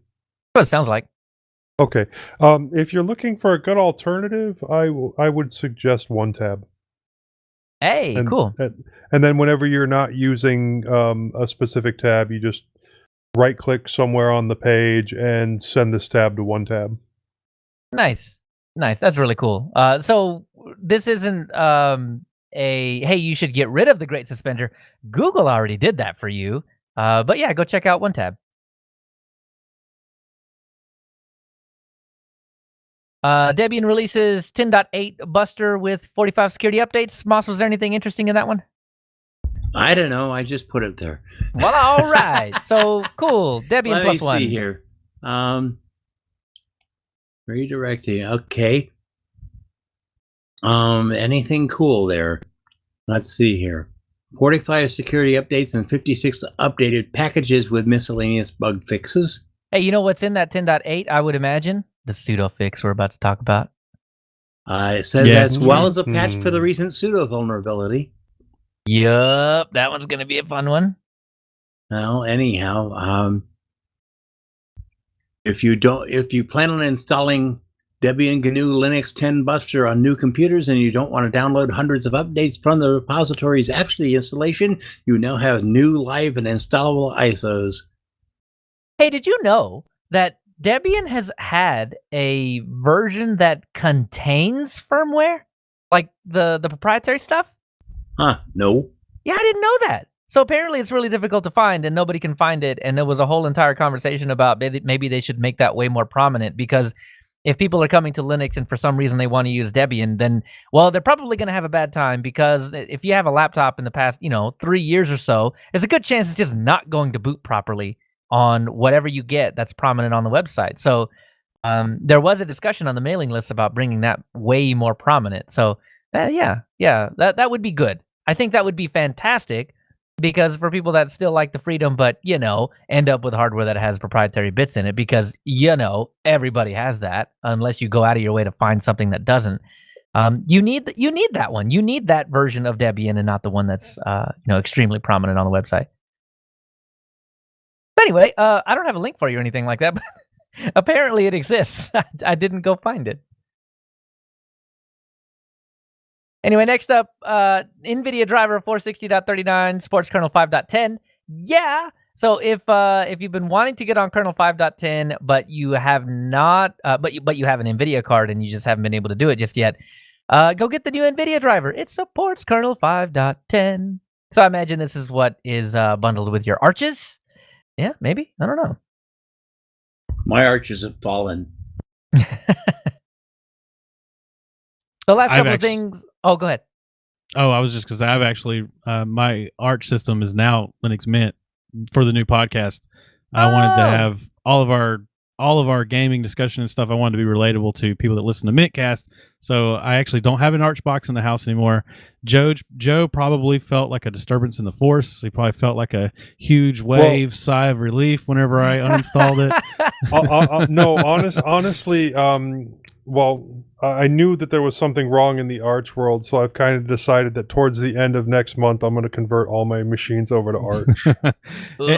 it was when you stopped getting the text from me that just said Arch, by the way, every day. Right, yeah. That's when you knew on that Discord, I had to occasionally you posting, I run Arch. Hey, if you need a Pico in what is a Raspberry Pi Pico project, there it is. Just send Joe a text once a day that says, "By the way, I run Arch." Yeah. By the way, Sent I from run. Arch. Yeah. By the way, I run, and then have a variable for whatever OS is on my desktop. And just Oh, send that to him every day. Perfect. You already got it. They already like it because you're scripting. Exactly. Well, System 76 released an article. It is the System 76 Guide to Gaming on Pop OS, although it's written in like a question and answer format. So they have questions like, what is Proton? And then they go through and describe that it was developed by Valve Software. Proton works through Steam Play, and it's a great description of everything you need to know about each of the topics that they kind of question and then answer. Although the title "Gaming on Pop OS," obviously, but it would, this would all be true for any Linux distribution, especially one that was based on Ubuntu. Just to give you an example of some of the great questions: what is Lutris? What is Proton? What GPU should I get? What CPU? How much RAM? All really great topics. Even some more esoteric ones like, what if I have a 4K monitor? That's something a lot of people may not even think about. If they already have a 4K monitor and then they, convert to a Linux distribution like Pop OS or Linux Mint, there could be some things that they've got to keep in mind to run 4K, especially whenever running Proton or some sort of gaming conversion system. So it's a really great article. I definitely recommend anybody going and checking it out. And I love all the stuff. I have a System 76 laptop. I've had it for years. I've loved it, but I watch their blog because they always have really good articles. It's just really good to watch, even if you're not a System 76 customer. Yep, and yeah, you hit the nail on the head with that one. I mean, it seems to be applicable to pretty much everything Ubuntu. There's really not a whole lot of anything that's strictly related to Pop OS, is there? I guess the only thing is down at the bottom, they talk about their System 76 like driver suite. Right. That would be specific to a System 76 laptop, but that's 5% of the article. The entire rest of the article is applicable. Yeah, seriously. Cool. Well, the last thing that we had was more just a quick follow-up on something that we reported on before, which was Alma Linux. What was its name before this? I totally forgot. Anyway, the one that turned into Alma Linux. What? Cannot remember now. Oh, Cloud Linux. Cloud Linux. They had that was the company that was doing it. Wow, I just cannot remember for the life of me what it was used to be called. We're not talking about Rocky, right? No, Rocky is its own thing, and Rocky's a different thing. Right, yeah. Right, but this was the competitor that Cloud Linux was putting out there. Oh, Project Linux. That's what it was codenamed, and they changed the name to Alma Linux by the last show, and we reported on that. And yeah, so now there's a beta out. You can go download that beta, and you can go run it and decide whether or not it actually fits your use case or needs. Will it replace CentOS? I don't know. Find out. Anyway, that does it for the news. So we'll head down to the security update.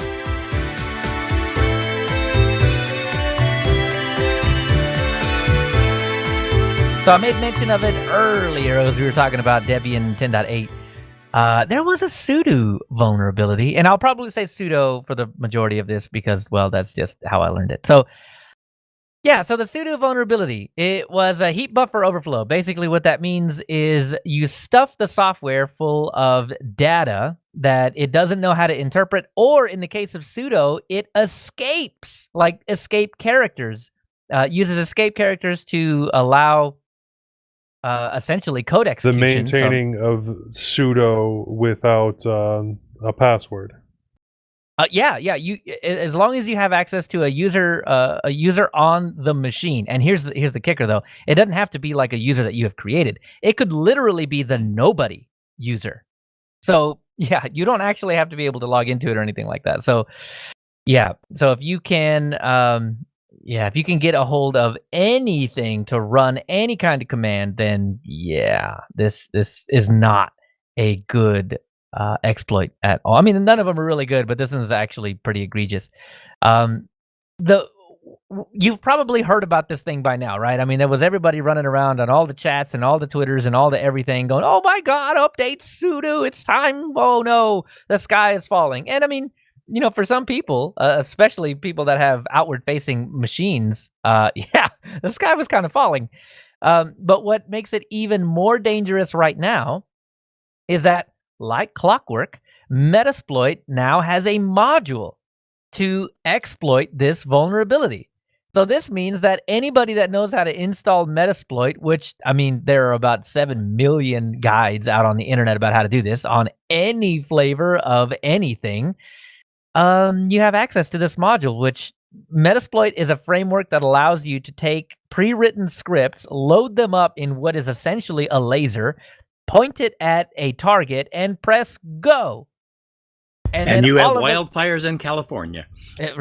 And then you have if you're doing this particular vulnerability, you quite literally just get a root prompt to just start running commands and downloading things and doing whatever you want to from here. And I would imagine, piggybacking off of this, you just write a few scripts to install some crypto miners, make some Ethereum, no big deal, right? That's how that works. So yeah, or what's the other thing? The crypto ransomware. Yeah. So sad.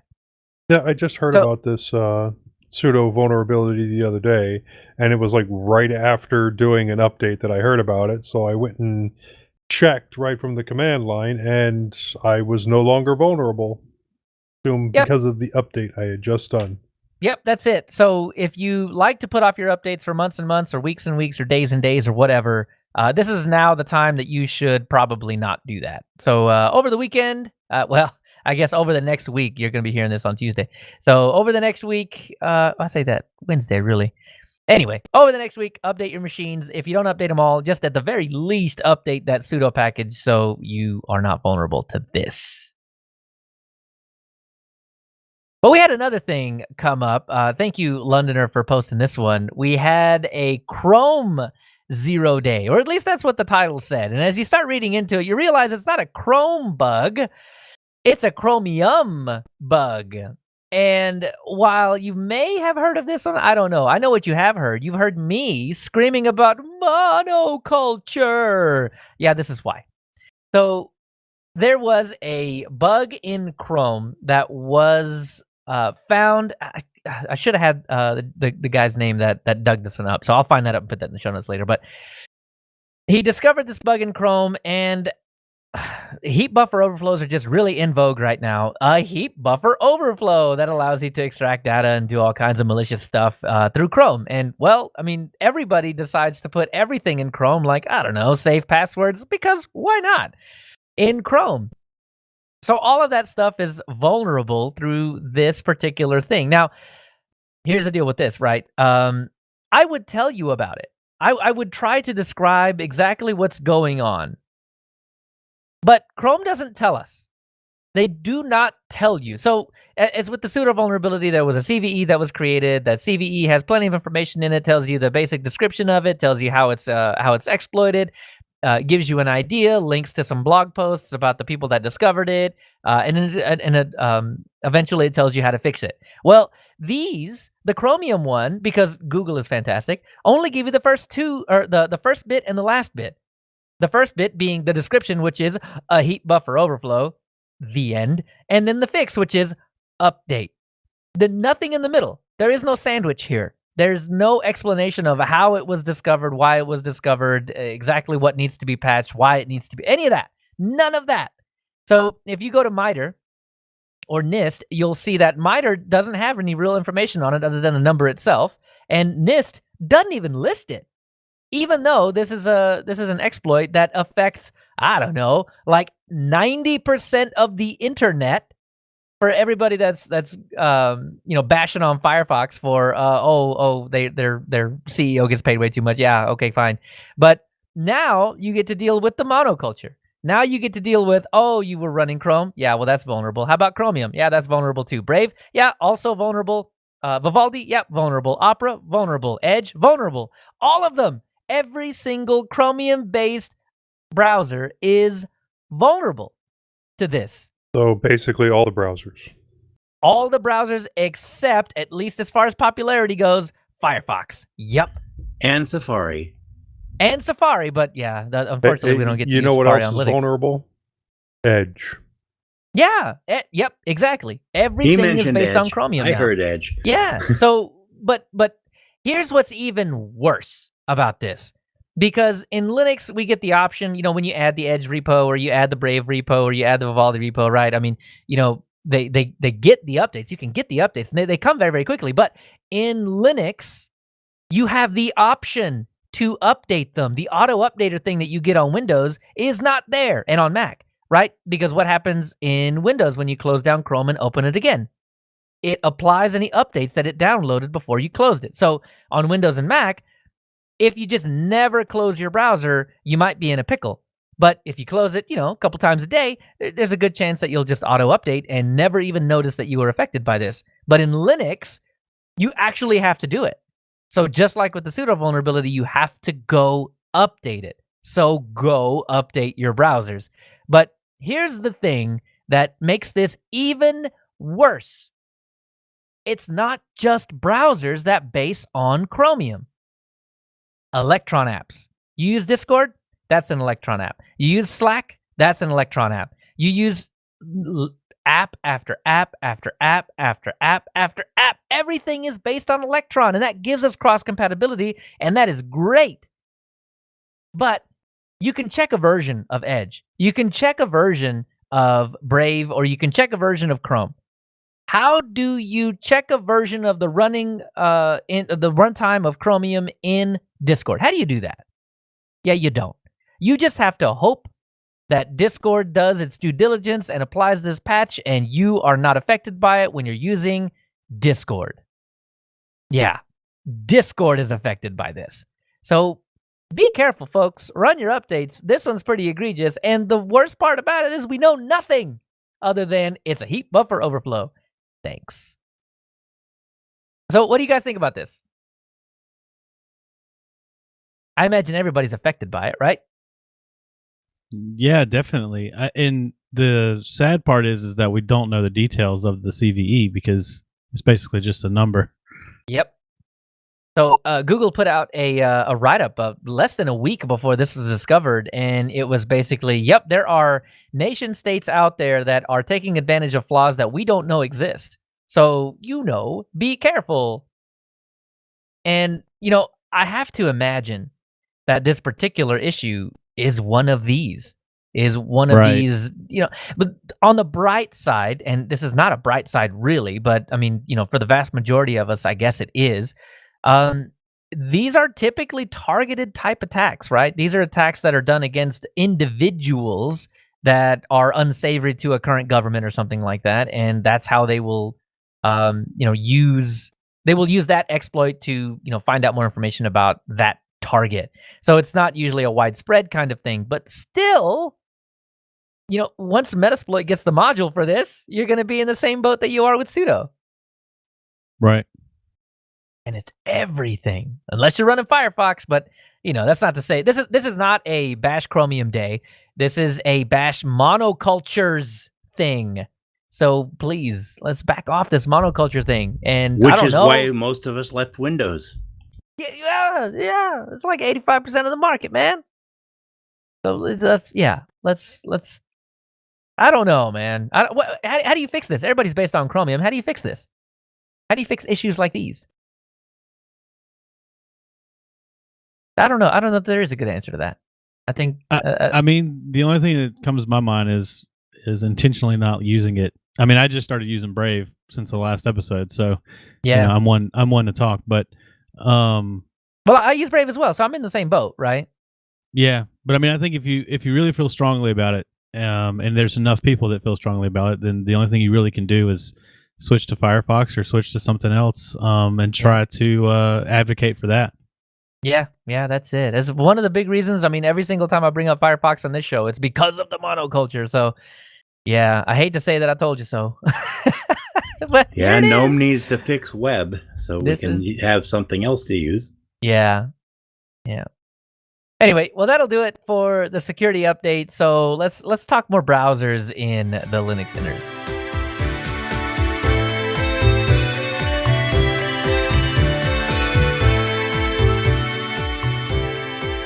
So as I said before, we're all guilty. We all use some Chromium base except for Moss, but I think that might be changing, right? I mean, because you just dabbled a little bit. What did you jump on, Moss? Well, I have downloaded Vivaldi, but it looked like such a different beast that I couldn't even figure out what I was doing. I started looking at videos on how to use it, and you don't need to do that with Firefox. I did the same thing. I've tried Vivaldi, and it's almost like the first time you use Veeam or VI, where you're like, I can tell this is a really powerful tool. I don't know how to use it. Yeah, exactly. It's like the Swiss Army knife, but all I use is the corkscrew. Exactly. That's pretty much how I handle that. Yeah. But Vivaldi is really good though, as far as user-facing features go. I mean, it's got everything that you would want. We make fun of Chrome a lot for. They want to be a whole new operating system. They, all you got to do is just run Chrome in full screen, and you're basically, you have everything that you ever would need. But I think Vivaldi has taken that to a whole nother level, man. I mean, they're like built in. There is notes. There's this bookmark manager thing on the left-hand side. There's, speed down at the bottom. It tells you how fast something's downloading, exactly what it's downloading. I mean, it's a full-fledged like workspace. You really could full screen that and not have to alt tab out to do much of anything, to be honest. Were you getting that kind of vibe, Moss? I mean, it was just like all those features. There's too many features. I'm just blown away right now. I've got to do more study before I have any kind of vibe. my head starts throbbing and I go away. Yeah, I got you. So outside of Vivaldi, what do you use, Moss? I'm Firefox. Yeah. I tried Midori back before it switched to Blink, and I messed with web, but it's not any good. And we all know that the only other browser out there is Safari, and they've stopped making that for anything except Mac. Yeah. And yet they still have a respectable 18% of the web, which is pretty good. I mean, I guess a lot more than Firefox. Yeah, that's true. On mobile, Firefox is effectively 0. So Joe, what's your daily driver? Chrome. Oh, like actual Chrome? Like actual Chrome. Oh, gross. Yeah, pretty much. I mean, why Chrome? Why not one of the other ones? Well, just its base features, the ability to store all my passwords. And yes, I know I should use a different password manager instead of Chrome, but I'm lazy. And the ability to sync all of my settings, extensions, and bookmarks and recent history relatively easily. I know other browsers do that now too, but Chrome was one of the first ones to be able to do it and do it reliably and well. Right. And so I've kind of just stuck with it since then. Have I tried out others? Well, yeah, I've tried out some others here and there. I have Firefox installed on all my machines because they come with it. And yes, I do occasionally use Firefox when I don't want to use Chrome for whatever reason. That's true. It's always my backup. Oh, so Firefox is number 2 for you, Bo. What do you use? I used literally until the last episode. I was using Firefox. Firefox was my go-to, and then Oh, okay. I had Brave on one computer, and I think it was just because I was like I wanted to try it out. And then whenever you talked about it last week, I went ahead and installed it on my desktop, and it was an easy migration. I've been using Brave since that moment, but prior to that, I had used Chrome for many years. When I worked at Geek Squad, I was always recommending Chrome, and then at some point, I started trying to get less Google-fied, and I switched to Firefox, and I was planning to eventually replace even Google services, but I never got that far. And so I've been using Firefox for probably more than a few years, but it was a Chrome conversion for me from Chrome to Firefox, and now to Brave. So I feel like you steered me in the wrong direction. Maybe I feel like I'm kind of doubting my choice last week, Leo. Well, let me put this out to you, because I mean there will always be bugs, and there are bugs in Firefox. So I mean, Yeah. in the security, it's not really a SWAT against Chromium, though. It's not my favorite engine, but that doesn't really matter. It's the monoculture thing that is really getting everybody. But as far as all of the Chromium ones that are out there, yeah, I mean Brave is my choice. Brave is my pick. I don't need fancy features. I don't need notes in a browser. I use VS Code for that, which, I mean, now that I say that out loud, it's kind of, I'm in bed with Microsoft now too. But I use Edge as well, like as a backup, right? When Brave doesn't do it, or Firefox doesn't do it, or I just need a fresh new profile or something like that, Edge is usually what I'll do, because it's actually kind of good. But Brave, because of all of the cool things that it comes with, another reason why Josh should have been on the show, we were talking about, there was a website, and I forgot what it was now, but it was basically you go with your browser and it will give you a idea using real live actual trackers that exist out on the internet, how secure you are in your tracking sense, right? Like, can they put a super cookie on your machine? Can they put cookies and track them on your machine? What kind of information does your browser give up about you using the user agent? And the only browser, the only one that actually had checked every single box, it was Brave. So I have to feel good about that. I have to feel good about the fact that everywhere I go using the Brave browser, I am way more secure than the defaults on Firefox. Now, that's not to say Firefox can't do it, but the fact that you have to, click on the hamburger menu, I hate saying that, and then clicking on preferences, and then going to the security, and then clicking on strict instead of the normal one, that's way too much for most people. So the fact that Brave is just insanely secure out of the box just makes me feel real good about recommending it to people that, even have the slightest inkling of, I don't want, Amazon to track me over the next 700 websites that I visit and try to sell me sneakers. Like I don't want that to happen. So this browser is one that will help you, kind of sidestep a lot of that stuff. And like I said, Firefox can do it too, but what can't do it? Chrome. We ran Chrome through that same exact thing, and it checked absolute zero of the boxes. Chrome is just I don't know what I don't know what I expected. When I put Chrome in there, I was like, well, maybe it'll block some. No, it didn't You block expect anything. a Lamborghini to have safety features? I mean, it's got an airbag, right? Geez. So, yeah, I mean, Chrome and Brave are on the opposite sides of the spectrum when it comes to Chromium. I mean, Brave actually gives you some semblance of security.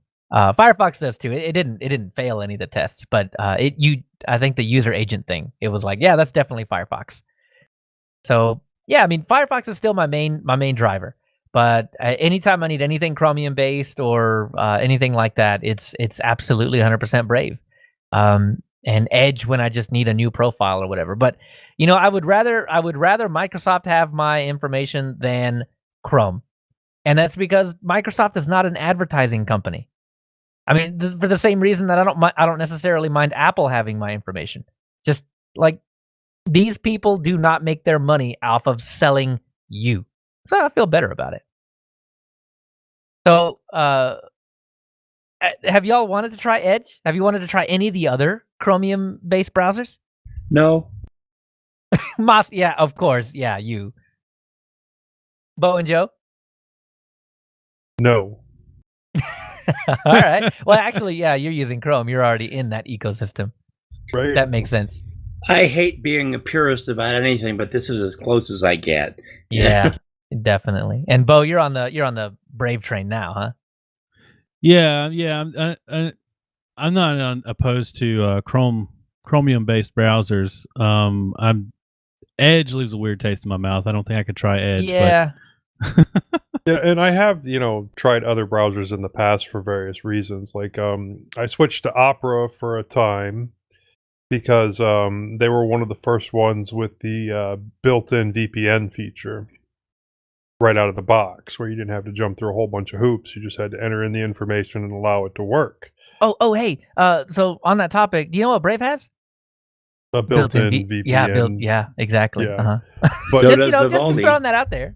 But- anymore, I can just toss on the extension for the VPN that I use, PIA's extension, and enter my information on that, and click one button, and I'm using a VPN in Chrome. So I really don't see the point in switching at this point. There have been a couple of times recently where I started testing out Firefox again, simply because Chrome was just devouring RAM, and just to try it out and see if it worked any better, but I didn't notice any real performance differences, so I stuck with Chrome. I think a lot of folks like to bash Firefox for one reason or another, but I mean, it seems to me to be just as fast as Chrome ever was.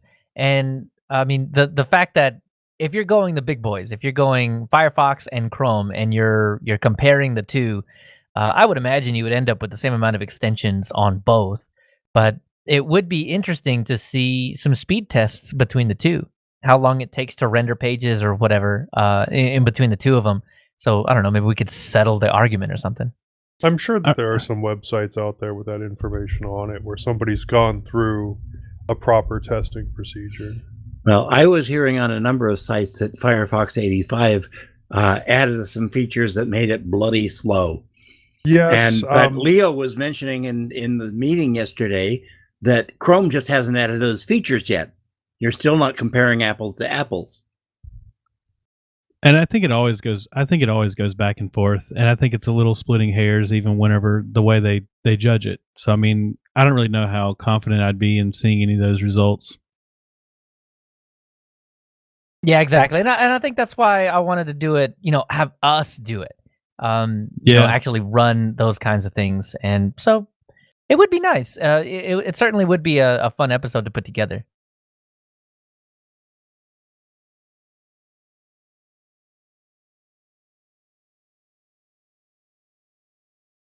All right. Well, that seems to wrap it up for the whole Chromium talk. So, monoculture bad, something. So I want to hand it over to Moss, because we kind of talked about choosing a browser in a kind of roundabout way.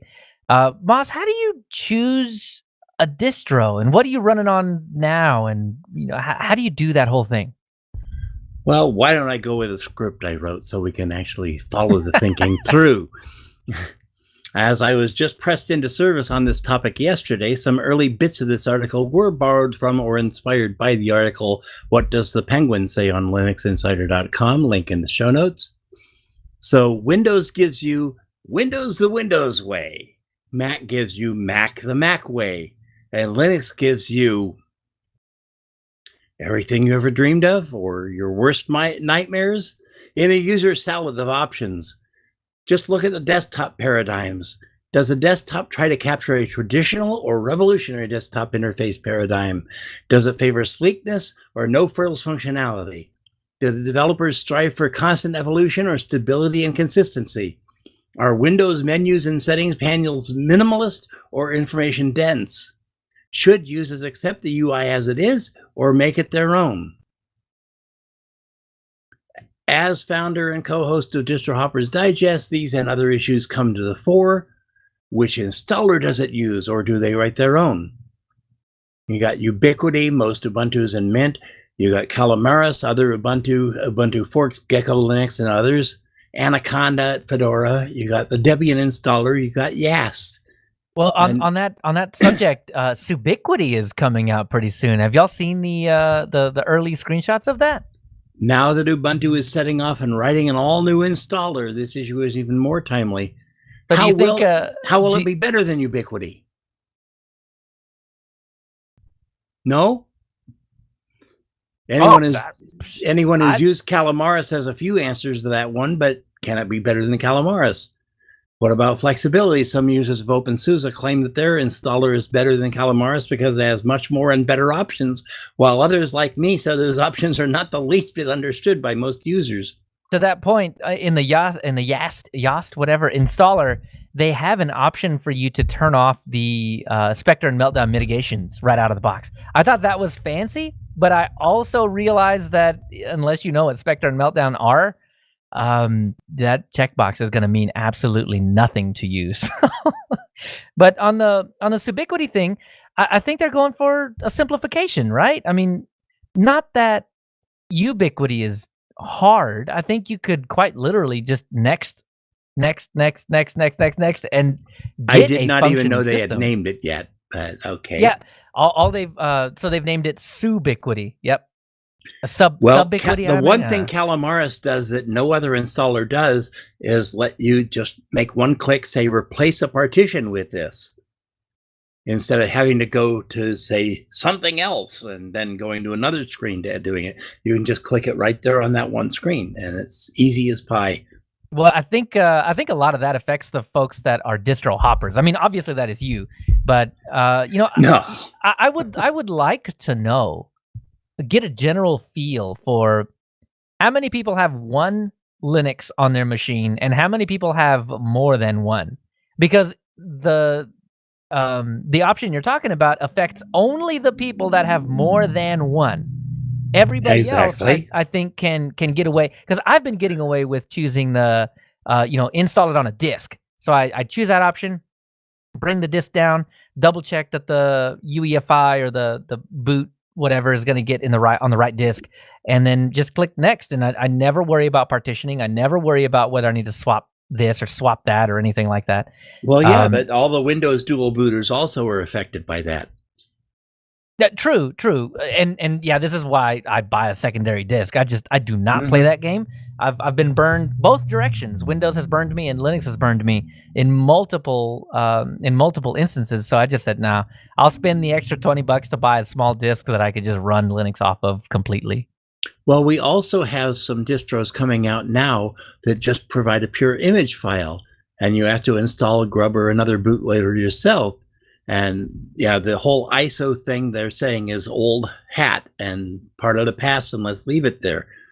And I've been going back and forth with Barry Collar on installing EasyOS by him telling me, well, you just load all your file to your partition and then you just go write grub.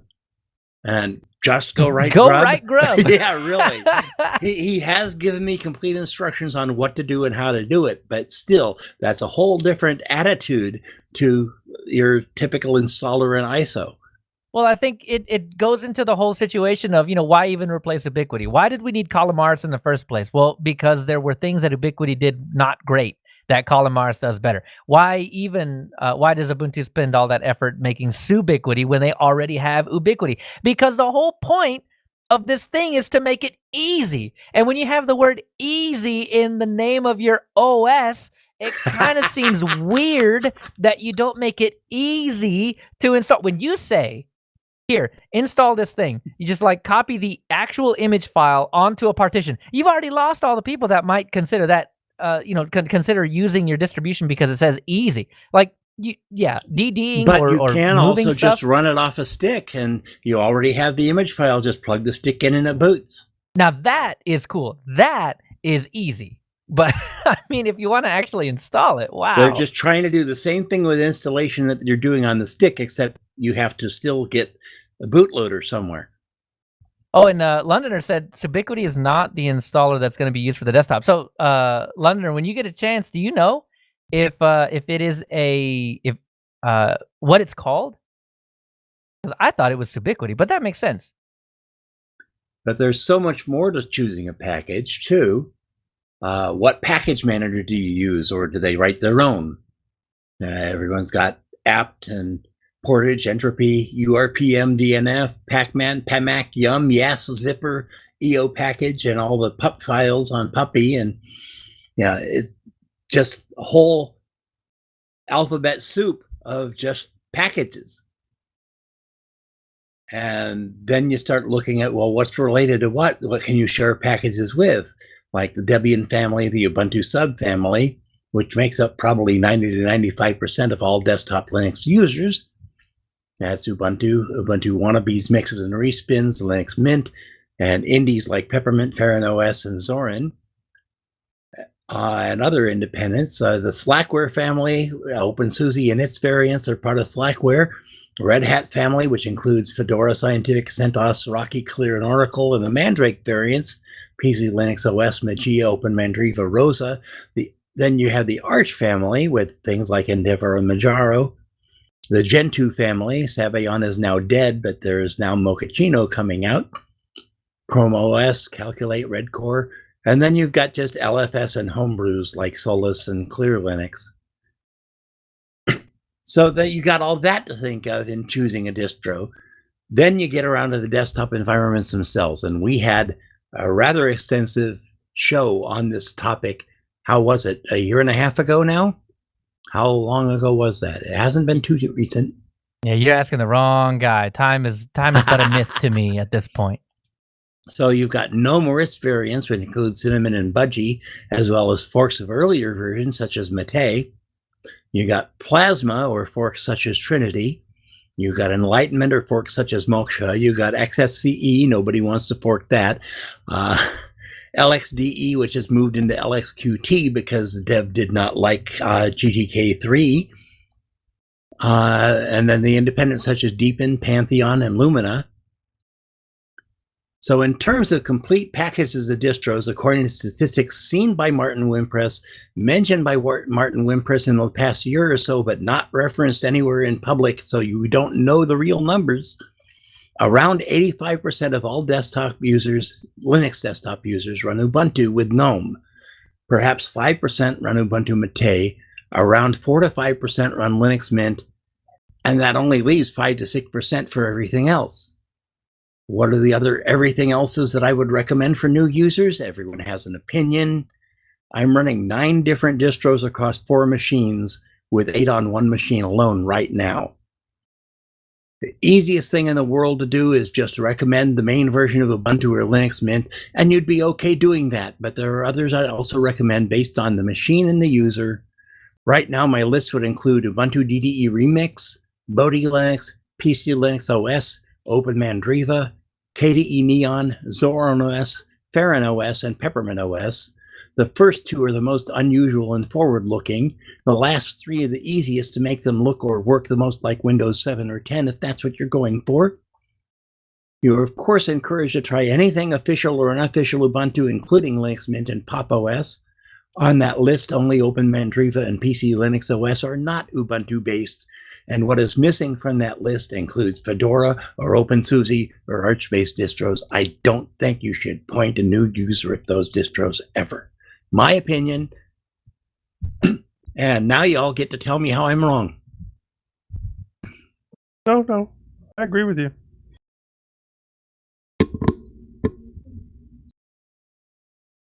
Anybody else? I mean, just install Linux Mint. Yeah, really. What? It's an option. It's a good option, but there are other good options. No, for sure. I mean, not this show is. I mean, we talk about Linux Mint, obviously, but I think this show is way bigger than that. I think we cover a lot of different Linux stuff, and we're very welcoming to people that run anything. It doesn't really matter to me. It's all Linux. It's all the kernel. We're all running the same kernel. So, well, okay, maybe not the same kernel, but we're all running the Linux kernel anyway.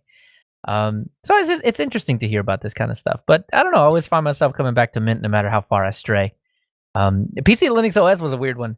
I've been playing with that one here lately, and the fact that they use apt, but not debs, they use RPMs instead, just blows my mind. Yeah. It really is incredible. It's strangest thing. They actually modify apt a little bit, but they're using it for RPMs. Yeah, how weird is that? What kind of weird thing? I don't even know how to explain it. I don't know why you would do that, but it is that is Because what they apt do. is easier to use than RPM. You know? But I mean, is No. it like DNF installs something and apt installs something? It's the same But thing. see, they and then started this same with before remove. DNF was out. DNF is a relatively new thing in the RPM world. Well, same with Yum. I mean, before that, Yum Right. install whatever. It still works the exact same way. As a matter of fact, it's less commands to install updates with Yum than it is with apt, right? Because it says Yum Well, update.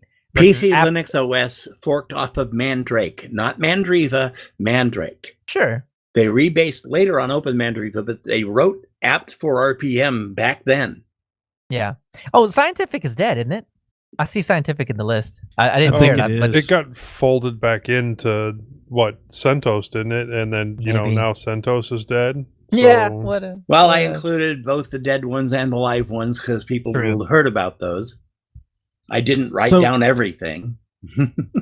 Now, I have a question. What would your recommendation for users with older hardware that are trying to pump a little bit more life into it? What type of Go with a lighter distro because those older ones probably don't have a whole lot of RAM. I'd say Ubuntu DDE for me is running about 600 to 670 megs of RAM with nothing loaded. Bodhi is running about 270 to 340. Those are probably my lowest ones. Lubuntu is really, really good. I probably should have put that on this list. And that's running about 400 to 600. Yeah, But you get the ones that run 1.5 gigs of RAM just loading the distro, and that won't work on an older machine with 2 gigs of RAM on it. yeah. Lubuntu is one of my go-tos for like mid-range ish devices that are getting to that point of being old. But if I'm really using an old, like really low hardware device, my usual go-to is going to be MX Linux. Well, I don't like MX. For one thing, I don't like XSCE. Their plasma doesn't really work like plasma. It's ugly and old and missing pixels all over the place. So that's not where I go. Now, maybe if you had a really old machine, but if you had an old machine that didn't have a lot of RAM, why would you use that instead of something beautiful like Ubuntu DDE or Bodhi? Well, do Ubuntu DDE or Bodhi have a 32-bit version? Bodhi has the 32-bit version through version 5.1. Okay. Well, that was the whole reason. And they why haven't come out past 5.1 yet. 6 is still in the works. That was why MX was one of my go-tos for that, is because they have a very recently updated 32-bit version, or at least last time I was loading onto a 32-bit machine they did. Bodhi 5 is still based on Ubuntu 18.04. Which explains why they have a 32-bit version. Exactly. Have you tried out things like really, really like low usage, like Puppy? Well, I use Puppy a lot. Puppy is great. It sort of fits that. See, you're not talking apples and apples there because Puppy loads the entire OS into RAM, and that means you're using nearly a gig of RAM right there. Right. But you're not doing any disk swapping because that's all of the OS. What about DSL? I have not tried DSL, but I would not recommend anything like that to a new user. Okay. If you don't have a desktop, if you're using a window manager or purely non-graphical interface, that's not going to go for a new user. They're used to seeing the computer that tells them what to do and how they can do it, like Windows.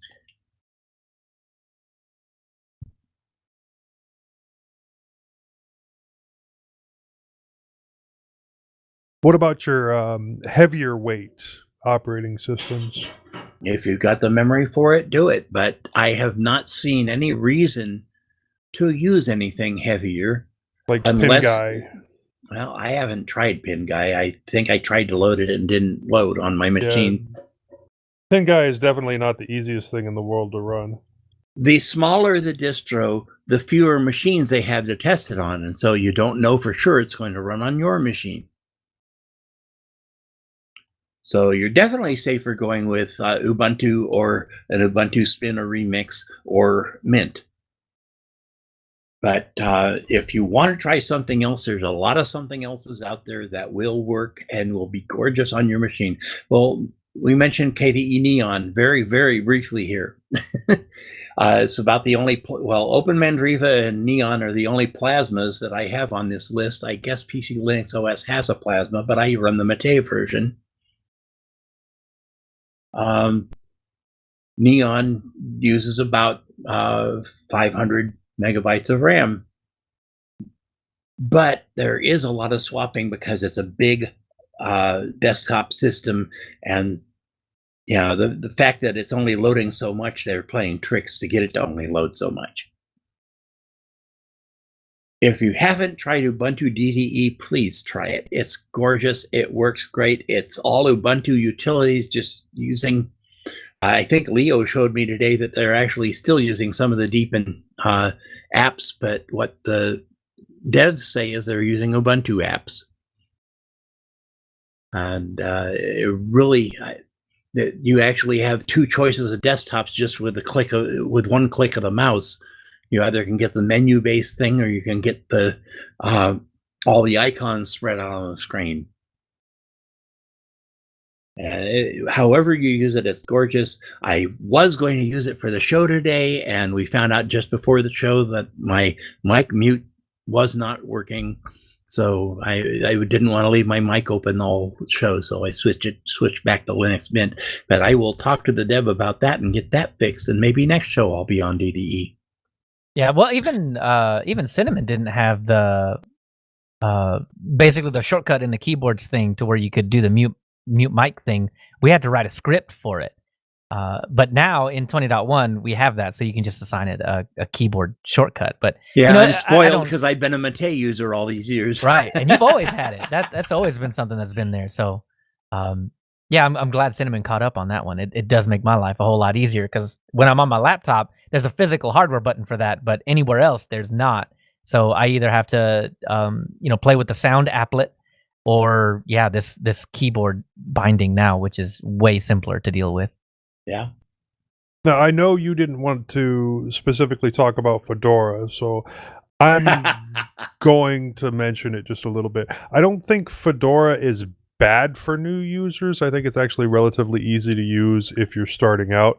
The only problems that you get, well, this is my opinion on Fedora specifically, and I think the only time you come to a real problem is when it comes time to update with Fedora. I'm not sure that they have a really good update path for most of their new releases. It's basically a nuke and pave. The problem with Fedora for a new user is the installer. You cannot understand those words unless you've been in Linux for so long, and you've been a coder for so long, and you have these things. Those words do not make half the sense that what is in Ubiquity or Calamaris, and Calamaris is easier than Ubiquity. You might be right. I've just been doing this for a long time now, and so I've been doing it for a long time, and it was just like until I got that Dell Inspiron from Josh, I had never successfully installed Fedora. I tried a number of times, but I get to a certain point in the installer and what? And I just go do something else. So I don't mind. I actually tried using Fedora on that system, and something I didn't like about it, and I nuked and paved, and I went back to it later to say, well, maybe I didn't give it a good chance, and it still didn't work right for me. So Fedora is not my idea of a new user distro. It's definitely not. I mean, especially if what you're looking for is easy, because the moment you bust out Firefox and you're like, you know what, while I'm doing all this, I'm going to watch some Netflix. No, you have to go install RPM Fusion and then FFmpeg libs, and then that'll pull in all the things that you need for that. And you got to restart Firefox, then you can turn it back on, and then you can do Netflix. And yeah, I mean, it's on like purpose. That's how they do that on purpose. So it's like trying to watch Netflix on Linux 10 years ago. Basically, yeah, they've chosen to put themselves in that position. So, I mean, yeah, just out of the box, it's not the most user-friendly thing in the world. We want the new users to come across Netflix the way it is on Windows, because that's what they're used to. Well, I mean, if So they're install coming Chrome. from Windows, yeah, I was going to say, if they're coming from Windows, they're likely just going to go straight to Chrome anyway, so it would work in that case. But yeah, if you want to use Firefox, no. You got to do some work. Well, I'm sure I have a lot more opinions I could throw at you, but that about covers it on this topic. All right. Let's go vibrate. Let's go vibrate. Cool. So feedback time. Feedback time.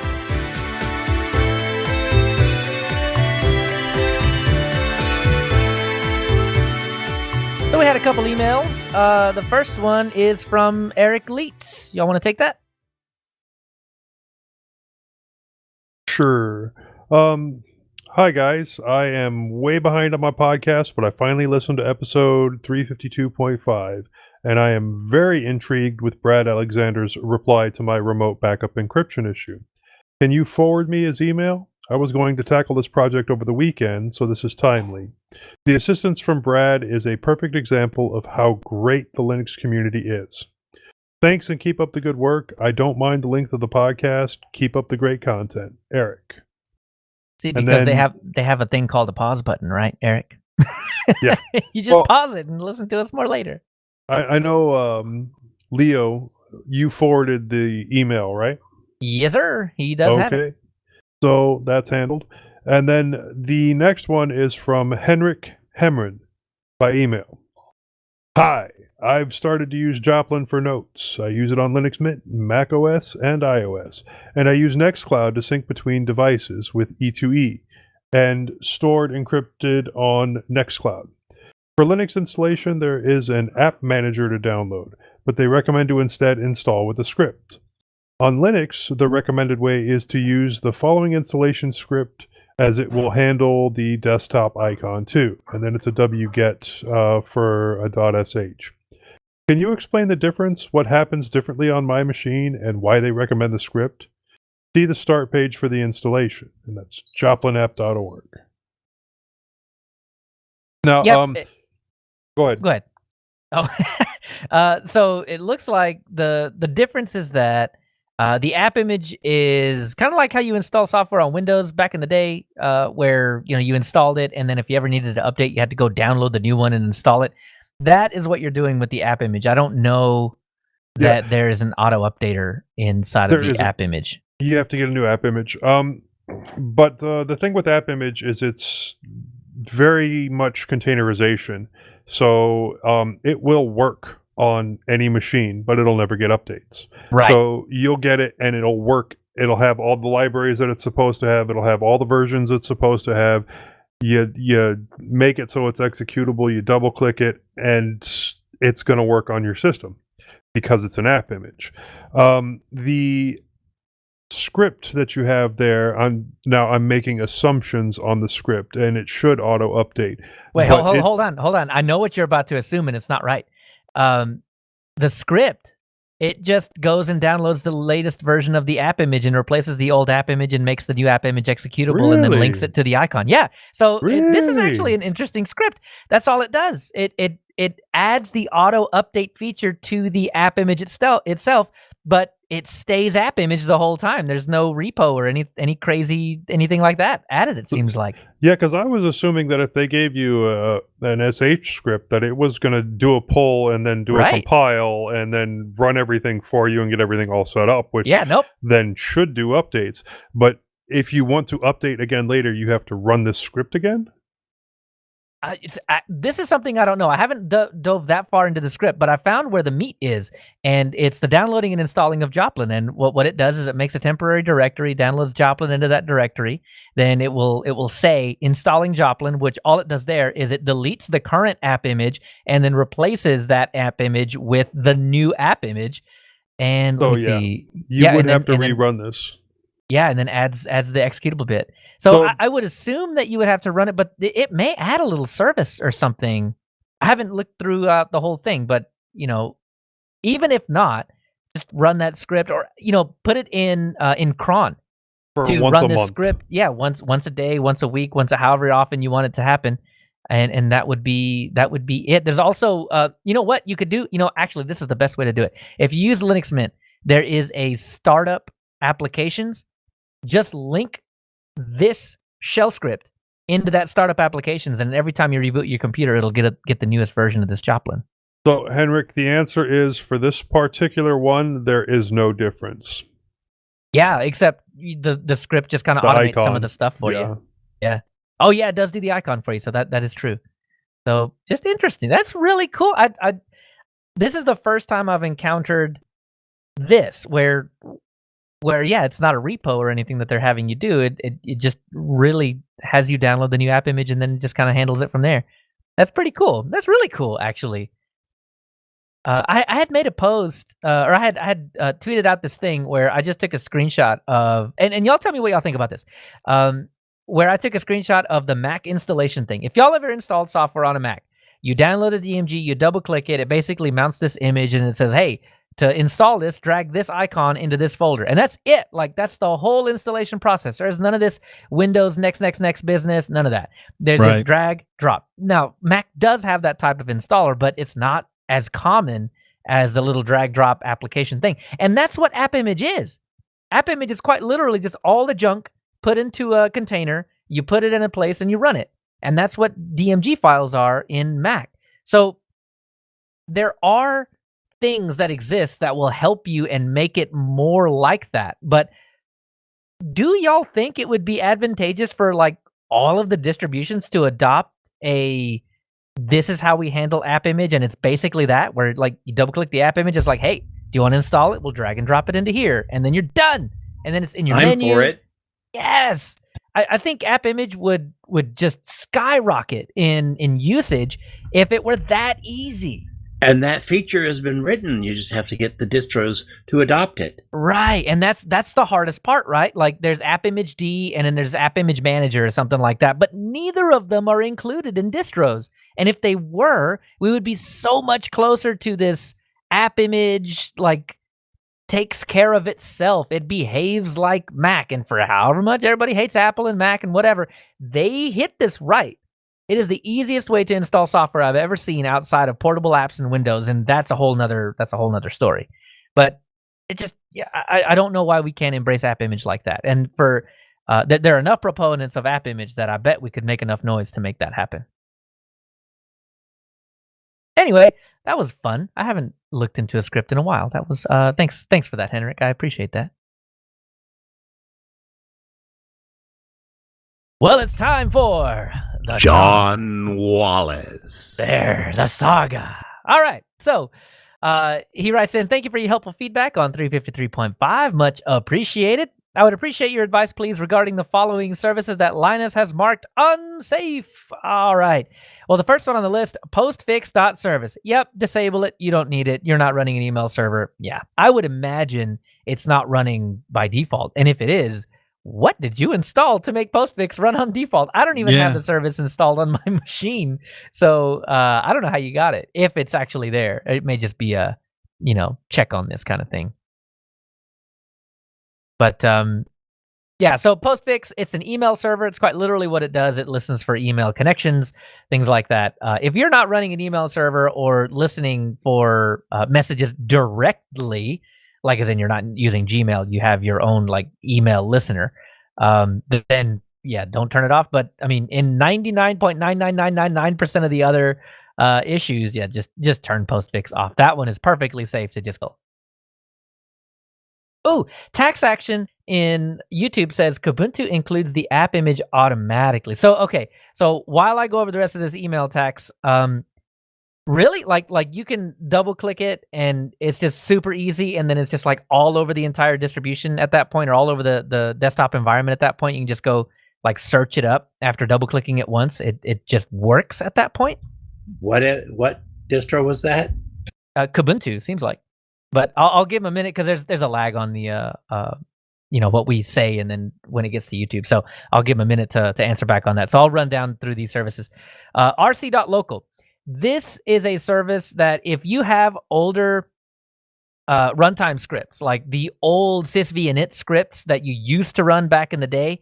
If you have those running and you need them to be running in your new shiny systemd situation, that service is helpful in that case. But I've never heard of RC local that service being used any other time. So I'm pretty sure that one's safe to disable as well. There are some instances where cron won't work well with kicking off something at boot for whatever reason, and then rc.local is good as a workaround for that. Oh, okay. So there could be something using it that he doesn't realize. Got it. So okay. So then I'm 90% sure you can probably just turn that off, but hearing this, I don't think it would be like detrimental to a system either way. Anything important is going to be loaded by systemd, but there may be something. Yeah. Exactly. I like that. That's funny. Systemd has to load up the service that helps systemd load up the service. For the old stuff anyway. It's funny. Yeah, but I've used rc.local or rctaclocal.serve. RC local I've used quite a bit on like a Raspberry Pi to get things to kick off properly at startup. Right. So rescue.service, I'm actually not familiar with this one, but there's a couple of them. There's rescue.service and emergency.service.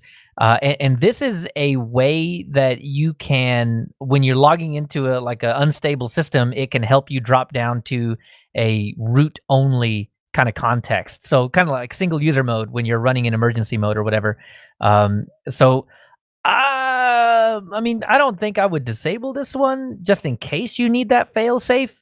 But I mean, you can certainly see why that would not be a good thing, right? I mean, if you can issue the rescue service, or if you can start the rescue service, then there's a potential for anybody to start the rescue service. So that might be something that you want to consider yourself.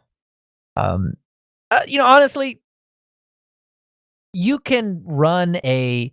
You know what? It might not be that big of a deal to disable that, because if you have a live version of Linux Mint or something like that floating around, then it doesn't matter what the service is set to. You're still going to be able to get to a pseudo single user mode that you can make changes on the system. So, if you turn this off, I don't think it would be detrimental to your boot either.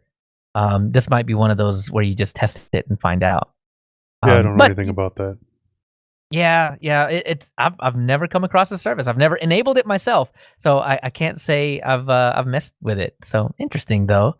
But yeah, this might be a touch and go. Turn it off or disable it on start and just see, if it messes with your boot, and if it does, then just re-enable it and leave it alone. I don't think it would mess with his boot, but yeah. I want to. I could be wrong. I could be misremembering this, but I want to say I've used this before. Whenever systemd didn't load correctly, like my system hung because of systemd, and so it's not something you need every boot. So I don't think it would affect him by turning it off. But should the time arise that he does need it, he may not have it.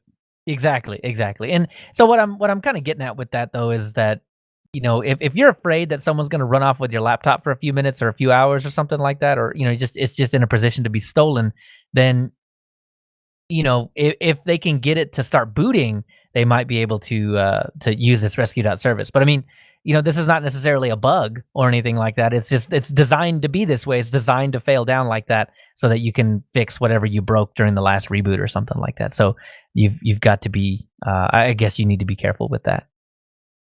I would leave it alone, but if you're worried, because you're running Linus, you're obviously thinking about the security implications of all of this. That might be it. This is a fun one. I did not know that rsync had its own daemon. Like what? Daemon? Okay, so I had to daemon. That's the one. Yeah. So it turns out you can run man space rsyncd.conf, and it gives you it explains pretty much how you put the configuration file together to run rsync as a daemon, as in always listening for new connections and things like that. So let's say that you know what? Long story short, why would you need to run rsync as a service? Honestly, I don't know, because rsync seems to me to, what? It's when you're doing those machine to machine style things. This is so that rsync is up and listening all the time. So it just, I don't know why it never occurred to me that of course is a service for this, that of course is a daemon for this in the background or whatever. But yeah, I mean, yeah, daemon. So rsync runs on port 873. So here's the deal: if you do remote rsync, then leave it on. If you do not do remote rsync, that I keep saying remote rsync, but R in rsync stands for remote. But anyway, non-local. Right, there you go. If you do non-local rsyncing from one machine to another or something like that, then leave it on. Otherwise, leave it off. So that one's a cut and dry one, but it just I don't know why that never occurred to me. Just it didn't. And then the last one on the list is rsyslog.service, which is syslog. So yeah, syslog. If this is remote syslog as well. So if you want to remotely be able to access your logs from another machine or something like that, you'll leave the service running. So for the same reason that you want to leave rsync running or turn off rsync, you want to leave rsyslog running or not. So if you never plan on looking at your logs remotely, then yeah, just turn the service off. It'll be fine. Yeah, it's used. Places I've worked in the past have used this. Actually, it's in most corporate environments, this is replaced by other services these days, but you can say that you want your syslogs to go to a specific URL, and then on that URL, you make sure that it's looking to receive it, and it can be used for like if you've got like 100 machines and you all want the logs to go to one place so that they're easy to manage. That's sort of what it's for. Exactly. Or you can dump it all into something like what is the name of that thing? Now people just use Splunk. That's the one, Splunk. Yep, absolutely. I've got a bunch of Splunk stickers like right next to me. I don't know how I forgot the name. Oh, Splunk's the new hotness, man. I actually like it. Is. A lot of times these things come out and it's just kind of buzzwords around corporate offices, but Splunk's pretty cool. Yeah. But like you can actually use the Splunk forwarder instead of rsyslog. You have the choice either way you wanted to go. Yeah, they have an agent. Yeah. Anyway, so he finishes off the email. Additionally, I would appreciate your guidance regarding the following advisory message from Linus. And it says, disable kernel support of some file systems. Discover kernel modules, CramFS, FreeVXFS, HFS, HFS Plus, JFFS2, UDF. So UDF is CDs. How funny. So yeah, you got to be careful with this. You have to quadruple check that you never use any of these file systems. And CramFS and UDF are the only two that I know are actually in use. Like they will get used by some random things in Linux. UDF, of course, being CDs and stuff. CramFS, I don't know if CramFS is used in app image, but I know that they tend to use them in like image files and things like that. So you've got to be careful with this one. But what I would say is, if I'm not mistaken, it's referring to these as kernel modules. So what you'll do is add a couple of things into the etc modprobe-d blacklist file. If you, all you really have to do is, like, if you want to block HFS from loading as a kernel module, then you'll go into that file. So it's in etc in modprobe.d and a file named blacklist. Go in there and then just on a new line type in HFS and then save it. And then as the kernel starts loading up modules, it checks the blacklist, sees HFS on it, and will say, okay, no, I won't. I just won't load that one at all. So yeah, for the other ones, if you're keen on disabling them, that's system control, systemctl, space, disable, space, and then, if you want to disable postfix, then postfix.service. If you want to prevent them from ever turning on, you want to mask. So system control mask, and then that service, whatever that is. And so even if you try to like re-enable it or something like that, the mask will still force it off. That way you can feel better about your disabling. But anyway, I mean, yeah, a lot of these, the answers to these questions are always, it depends. I love that. I absolutely love that about security in general. Well, it depends on, are you doing this? Are you doing this? How are you doing this? Yeah, definitely. So to close the loop on tax action stuff, he says, you still have to execute the file, but once you double click, the launcher has been included and the options come up to run once or add to menu. Works fine. So I've seen that come up before, and I don't know if it was with Kubuntu or not. So I think it is more widespread, but yeah, cool. So double click the app image and it installs to your menu. That's fantastic. That seems pretty nice. Some people are doing it. That's cool.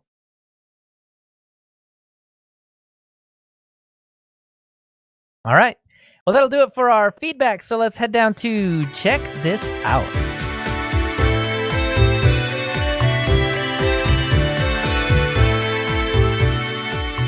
All right, so and check this out.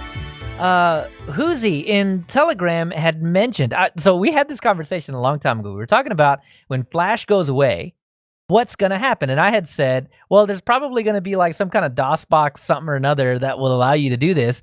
And yeah, so there's this thing called Ruffle. Thank you, Hoozy, for this. It's a Flash player emulator built in the Rust programming language. So if you have all this old Flash file, you got these Swift files or whatever that you've just, oh no, I can't do this anymore, or whatever. Yeah, so you can run Flash on the web through Ruffle. And the cool thing about this is that it uses modern browser sandbox technology so that, yeah, it doesn't go steal all your passwords and stuff when you find, really not good Flash stuff. But it seems like it works iOS and Android too. So it's fantastic. Man, Hoozy, I wish you hadn't told us about this because now I'm going to have to pretend like I don't know about it. Whenever people at work ask me about running Flash, I'm going to have to lie to them when I say that there's no way to do it. Yep, and you're going to have that on your conscience now and forever. Flash is dead. Long live Flash. All right, Moss, what do you got? Well, I found that a Raspberry Pi respin of MX Linux is now in beta. You need to grab a copy of their app called Imager to install it. That sounds pretty cool, though. And there's a good article at itsfoss.com, the most anticipated distros of 2021. I would add 2 to their list. I'm still waiting for Bodhi 6 to come out and Slackware 15. But that's all I got.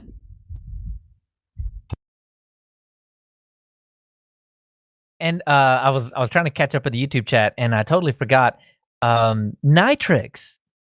That it's just a full-on app image like distribution. They're just based off app images. Yep, you don't install anything. You just put in the app image. Yeah, just interesting. So but I'm the sure whole thing about it is so hard for me to wrap my head around. It's so simple that I can't figure it out.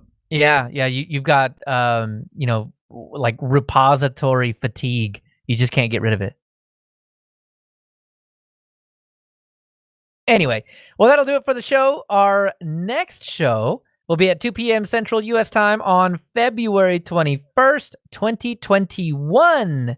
And we'll have a link in the show notes as well as on the website for a way to convert to your own time zone. That way you don't have to do any of that horrible math. I know I would get it wrong every single time. So check out the show notes or the website for that link.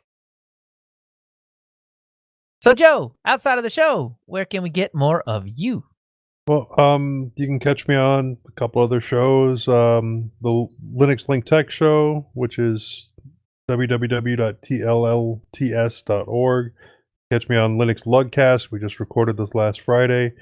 www.linuxlugcast.com. You can find me on MeWe, or you can send me an email, jb@mintcast.org. Nice. And Bo, what about you? I have a YouTube channel called Undercast Collective. Myself and other podcast friends of mine post videos there of either podcasts or card games or tabletop RPGs, just kind of nerdy things we're into. And what was that other thing? There was another one coming up? Oh, and during the show, I made Crowbar Kernel Panic on YouTube. Potentially, we may be using that. I don't know. I got to talk to Josh about it, but I went ahead and got it because you pointed out that someone could steal it out from under me. Yeah, exactly right. It probably not, but yeah. Once the show's out there, man, you just never know. Hey, what go about ahead you? and subscribe. Maybe it'll have stuff on it. There you go. I'll do it here in a sec. Moss, what about you? Well, of course, I've got It's Moss, me and Dylan. I'm on MeWe. I have other blogs, but they don't really count for much. Music on Bandcamp and on various YouTube channels, all of which are linked in the show notes. moss@mintcast.org. I'm on Mastodon as @Zyvola @HostTuxSocial. You can reach me very quickly by email at zyvolananda@protonmail.ch. And don't forget, I have a sponsors. Nice. And Tony Hughes is not here this time, but you can find him on HPR, host ID 338. He's got his blog at tony-hughes.blogspot.com. Find him on Twitter at TonyH1212. Email him at th@mintcast.org or distrohoppersdigest@gmail.com. Tony Watt's also not here, tw@mintcast.org, or just search him up, Echoes of Savages. And Josh isn't here either, but joshontech@mintcast.org. Hey, it's live. Is that real? I didn't do it. Thank you to whoever did. I actually didn't do it. I don't think it's real. Oh, you know what? Send email anyway, and then that might make us actually do it. Well, Josh told me it's real, so someone must have done it. Oh, cool. All right. Joe, maybe? Nope. Joe, did you do this? I would remember I doing don't think it's real. I don't think it's real. Oh, no. You know what? I'm just going to email it and see what happens. Tony has access. Yeah. Maybe he did Maybe. Yeah. You can find him at Josh on Tech on Twitter and pretty much everywhere else. You can find him at Josh on Tech.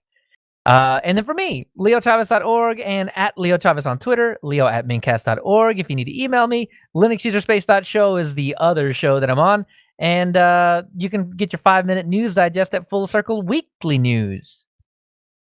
But before we leave, we want to make sure to acknowledge some of the people who make mintCast possible. Owen Peary for our audio editing, Josh Lowe for all his work on the website, Hobstar for our logo, and Londoner for our time sync. Bytemark Hosting for hosting mintcast.org and our Mumble server, archive.org for hosting our audio files, HPR for the backup Mumble room, and of course, the Linux Mint development team for the fine distro we love to talk about every single fortnight. Thanks, Clem. Thanks, Clem. And Co. Now, watch. Rob got annoyed about hearing about the Josh's email and went and fixed it.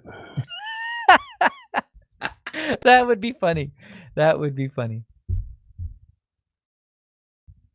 Well. Another one done. And it's not even 5 o'clock yet. My time, anyway. Yeah, it's not even 6 East Coast. Man, oh man. Somehow. It's still a 2-hour and 40-minute show. Yeah, we did make ourselves a long show. It'll probably trim down to about 2.5 once everything is said and done. Yeah, but spread out over 2 episodes. That's not bad. For sure. What's the show number again? 354. I gotta stop that and do this and do that and yeah. Stop the mumble recording. I don't want to stop the mumble recording yet. What if Moss says something hilarious? It's true. So Stop true. the mumble. Stop the mumble. No, I was going through the raws on the for the HPR New Year's show, and I caught some of Moss's music. Oh, that's cool. Yeah, pretty good. Thank you. I didn't write it. I just played it. I had to stop after the first verse to explain the song.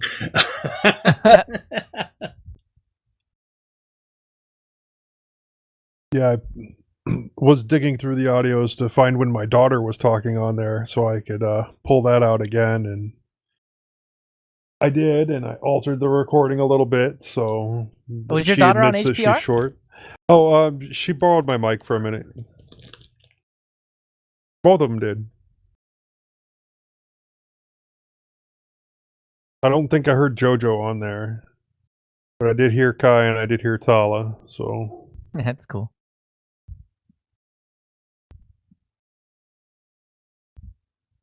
Okay, do we have an audio folder? I don't think we I do have yet. no idea. I guess I'll go make one then. 353 audio. Nope. There we go. New folder. 354 audio. I gotta go grab all these links I mentioned for the show notes. Oh, I know. Yeah. I'll probably gather them last minute right before I post the episode. Next year I may make all of them set up on their computers and sit down and talk on the HPR New Year's. Yeah, I keep meaning to do it, and then I have one too many drinks before. So But Yeah. it's a 33-hour thing, so That's true.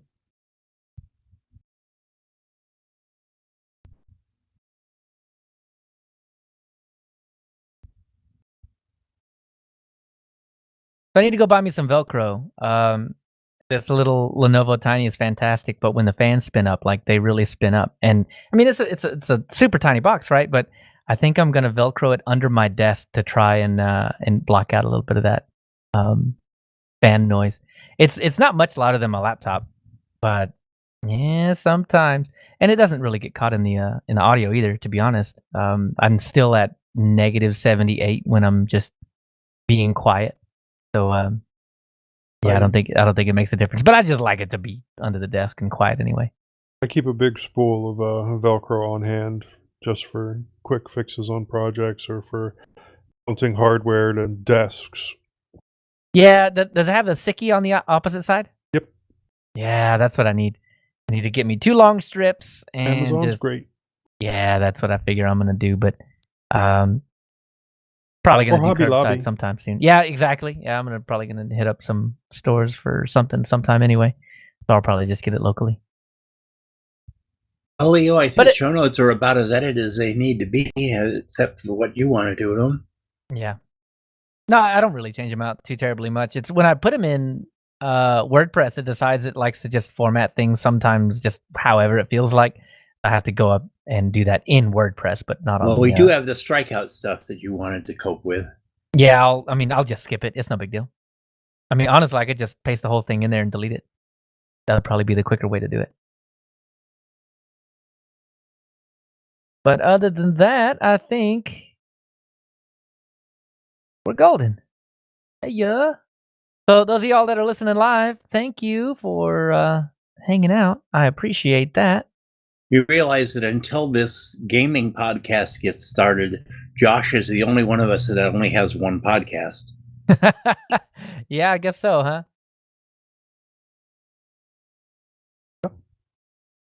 Hey, man, we probably got a high score on likes today on the live show. That's cool.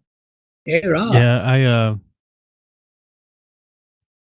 I don't know if I should admit it on the live stream, but I logged into all my YouTube accounts and liked it. Oh. Oh. Well, I was All going to 12 talk of a your little accounts? more slowly. I don't on have my- 12 accounts, so it wasn't all me. I was going to talk more slowly on my stuff, but Leo had sounded like that everyone was going to jump in and have their 2 cents. So I wanted to make sure we had enough time to get those 2 cents in, and we just wound up with a dime short. What can I say?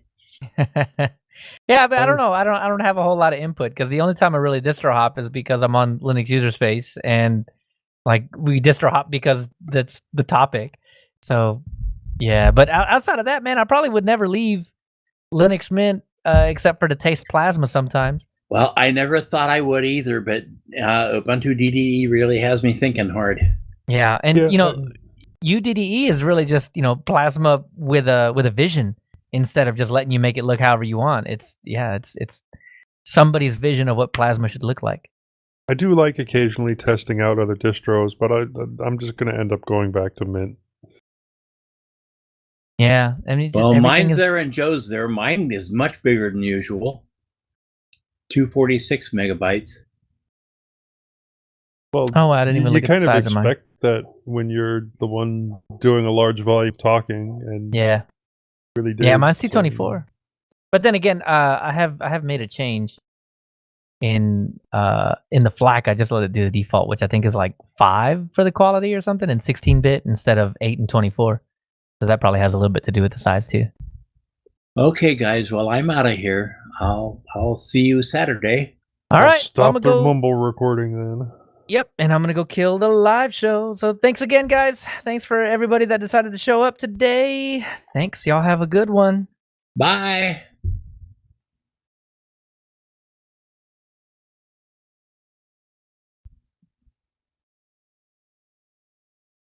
I was expecting Bo to drop something hilarious right after I stopped the recording. I'm not that funny. Funny when I'm not trying to be.